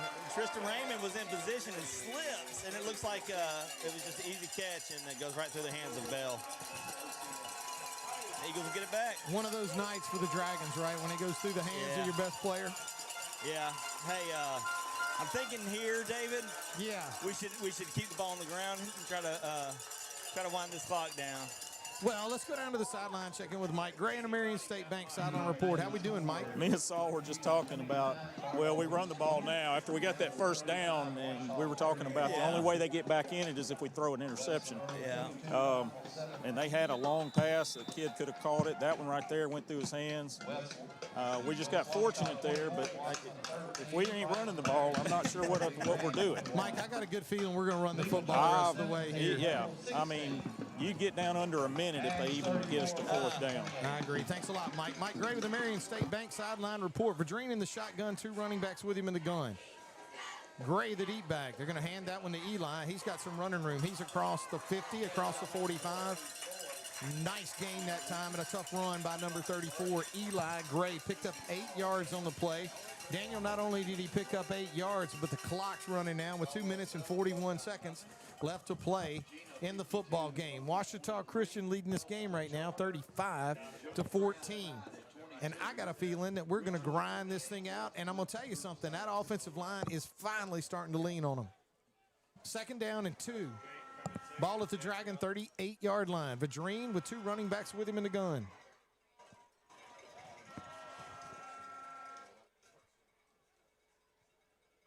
Luke gets a good snap from center. Keeps this one on the ground with Jude. Jude's going to run over somebody. I'm telling you, if it's not this offensive line, it's the running backs, or Daniel, could be both. These guys are pounding the football down the field right now. Gain of 6 yards on the play. And I don't think it's a newsflash to the Mangham defense that Ouachita Christian's going to try to run the ball right now. Well, but yeah, I mean, I don't even think we don't need another first down. That'll if we let this go, that should. A minute and 43 seconds left to play in the football game. First down and 10 for Ouachita Christian in Dragon territory at the Mangham 36-yard line. Luke Vadrine will line up in the shotgun. Jude Turner is going to be the deep back. Good snap from center. Keeps this one on the ground. Jude, a patient run. He's going to fight for extra yardage, and he's going to pick up what he can. Daniel, it looked like they had him maybe dead to rights, but he picks up 4 or 5 yards on the play. It's going to bring up second down and 5 for the Eagles. But more importantly, this clock's going to run inside of a minute before the Eagles have to snap this football. And I think it's pretty safe to say right now that Ouachita Christian probably going to win this football game. Yeah, it looks like it's in the bag, so you just kind of hold on to the football, run this play, then drop to a knee. It'll be close. Let's see. We'll get down around 30 seconds.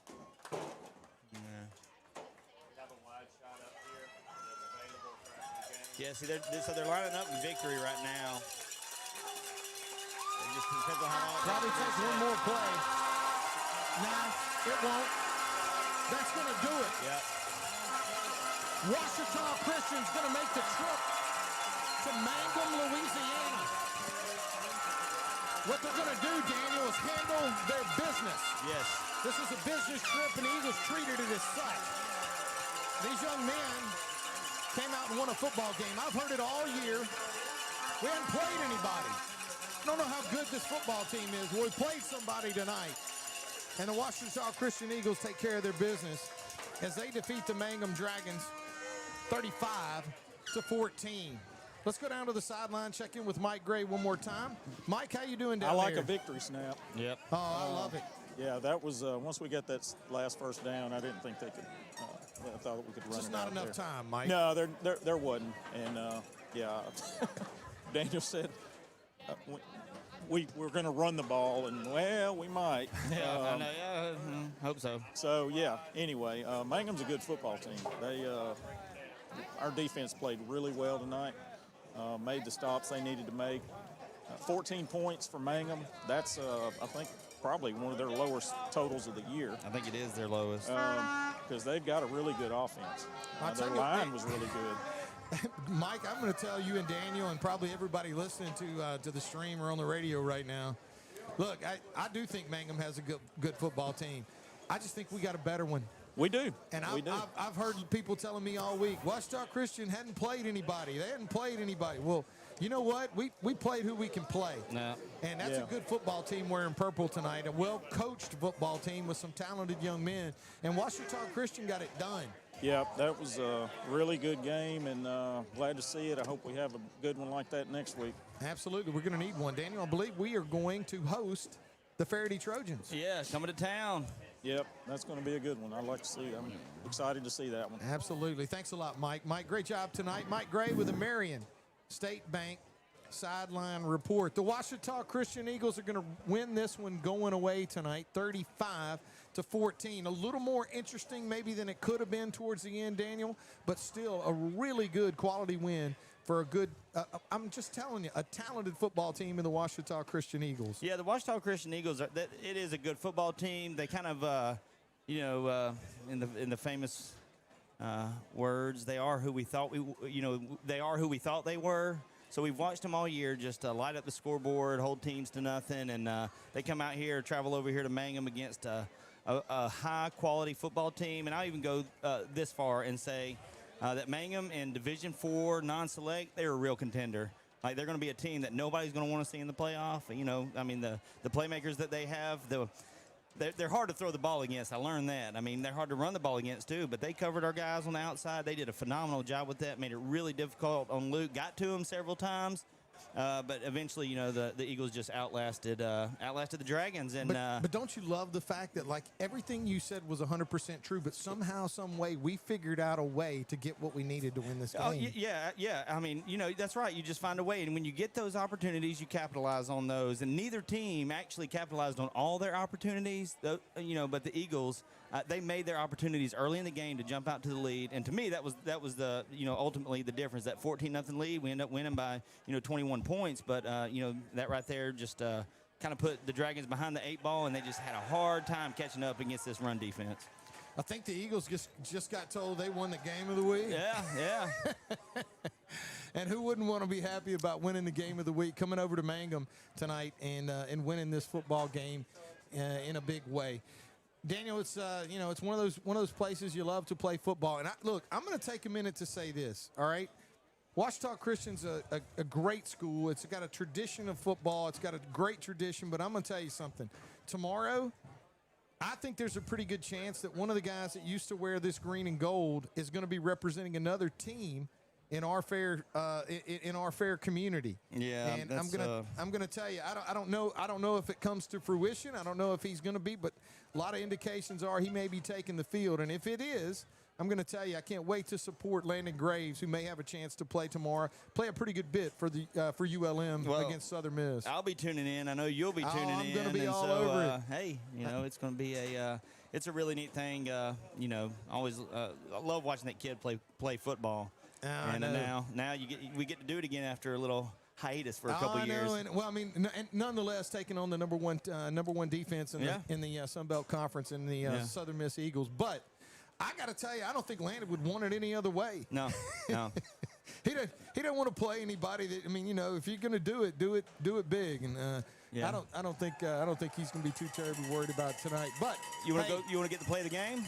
Well, we got to. There's no choice. Yeah. We got to do this. And so I know that you've been thinking, you've been taking everything in. I saw you make a couple of notes too about a couple of things. But right now, without further ado, we're going to go to you for the Forsyth Avenue Church of Christ play of the game. Okay, so one thing I always want to do when we do this, Dave, is I just want I want to hear your opinion. So I'll give you my play of the game, and you say, yeah, you know, you can go with that one. Or I was like, I probably would have gone with this play instead. So, you know, I don't want this isn't just mine. I mean, okay, but you get to call the play of the game. Yeah. It's going to be official, but you just want my input, I do, right? I do. And if Mike wants to chime in, he's welcome to. So. I think the play of the game tonight was the keeper by Luke Vadrine when we were on offense to convert that was it 3rd and long, and he tucks it and keeps it. Nobody expected him to do that, and it's something that we've seen throughout his career where he's. You're talking about the one he picked up the first down on, not the touchdown, right? the one before that on that same drive where he, you know, pivotal play. Yeah, it was huge, and it's just good to see because, you know, you have to be a fan of Luke Vadrine. If you know Luke Vadrine, you have to be a fan. Like, you can't not cheer for the kid. And so knowing, you know, he's a 3-year starter, suffered an injury, ran a lot when he was a sophomore. We didn't see it as much last year coming back from the injury. So to see him explode tonight, just from, you know, just kind of a personal standpoint, it was really good to see. But then it really helped our team, you know, kind of you know, hammer the nail in the coffin, picking up that first down. So to me, that was a leadership play. It was good to see Luke put it upon his shoulders, pick up the first down, and put the game on ice. That was my play of the game. Well, also too, you know, Daniel, we always want to make sure that we thank all of our sponsors. Tonight's fourth quarter was brought to everybody by Dr. and Mrs. Davin Spires. Dr. Spires, an accomplished orthopedic surgeon with the Orthopedic and Spine Clinic of Louisiana. Call 318-323-8451 to schedule your appointment with Dr. Spires. And we want to thank Dr. and Ms. Davin Spires for their continued support of Ouachita Christian Eagle Athletics. I'm going to tell you this. I think your play of the game, I'm going to have to agree with it. Okay. I could tell you that the only other play that might rival it, come close, would be the exact same play that resulted in a touchdown. Yeah. We had to have that play to get the first down, but if we don't punch it in down there. But yeah, because I think it was 3rd down when he punched it in on the, you know, down at the end zone. But I'm going to go with you because that play the touchdown play doesn't happen if we don't pick up the first down on the 3rd down. Yeah, and it was like you know, it had just happened, so it wasn't as surprising down at the goal line. You're like, hey, it worked back up here, so I'm good with that. Why but not? Hey, why not? We like points though, Why so not? I can agree with you too. All right. Ouachita Christian's going to win this football game. Great game tonight over here in Mangham. And I do want to thank Coach Wilcher, and I do want to thank the folks here at Mangham High School, Daniel, for doing just opening up their house to us and have taken such good care of us and our live stream folks tonight. Had our own press box. Yeah, we do, and he's got an impressive team. And another thing I noticed was the sportsmanship out there tonight. Those were two teams that really they wanted to fight and they wanted to win, and it wasn't personal. But so they helped each other up after they just fling each other around out there, and in between the whistles. So. Good experience being here. Ouachita Christian Eagles are going to win this football game. Want to take an opportunity to thank Mike Gray with the Marion State Bank sideline report and all his help tonight. Of course, always got to thank Donnie for the numbers that he provides during the broadcast. And, of course, Daniel, this thing doesn't even get on the air without Miller tonight, as Miller does a great job of helping us produce this broadcast tonight. Ouachita Christian's going to win it in a big way, and want to thank you for always handling the color and making sure that we get everything done up here that we're supposed to. Ouachita Christian wins. Come back and join us next week as Ouachita Christian Eagles. We go back to Eagle Stadium and Fitzu Field as the Eagles host the Faraday Trojans. You've been listening to Ouachita Christian Eagle football on the Ouachita Christian Sports Network. Thanks for tuning in tonight. Have a good evening.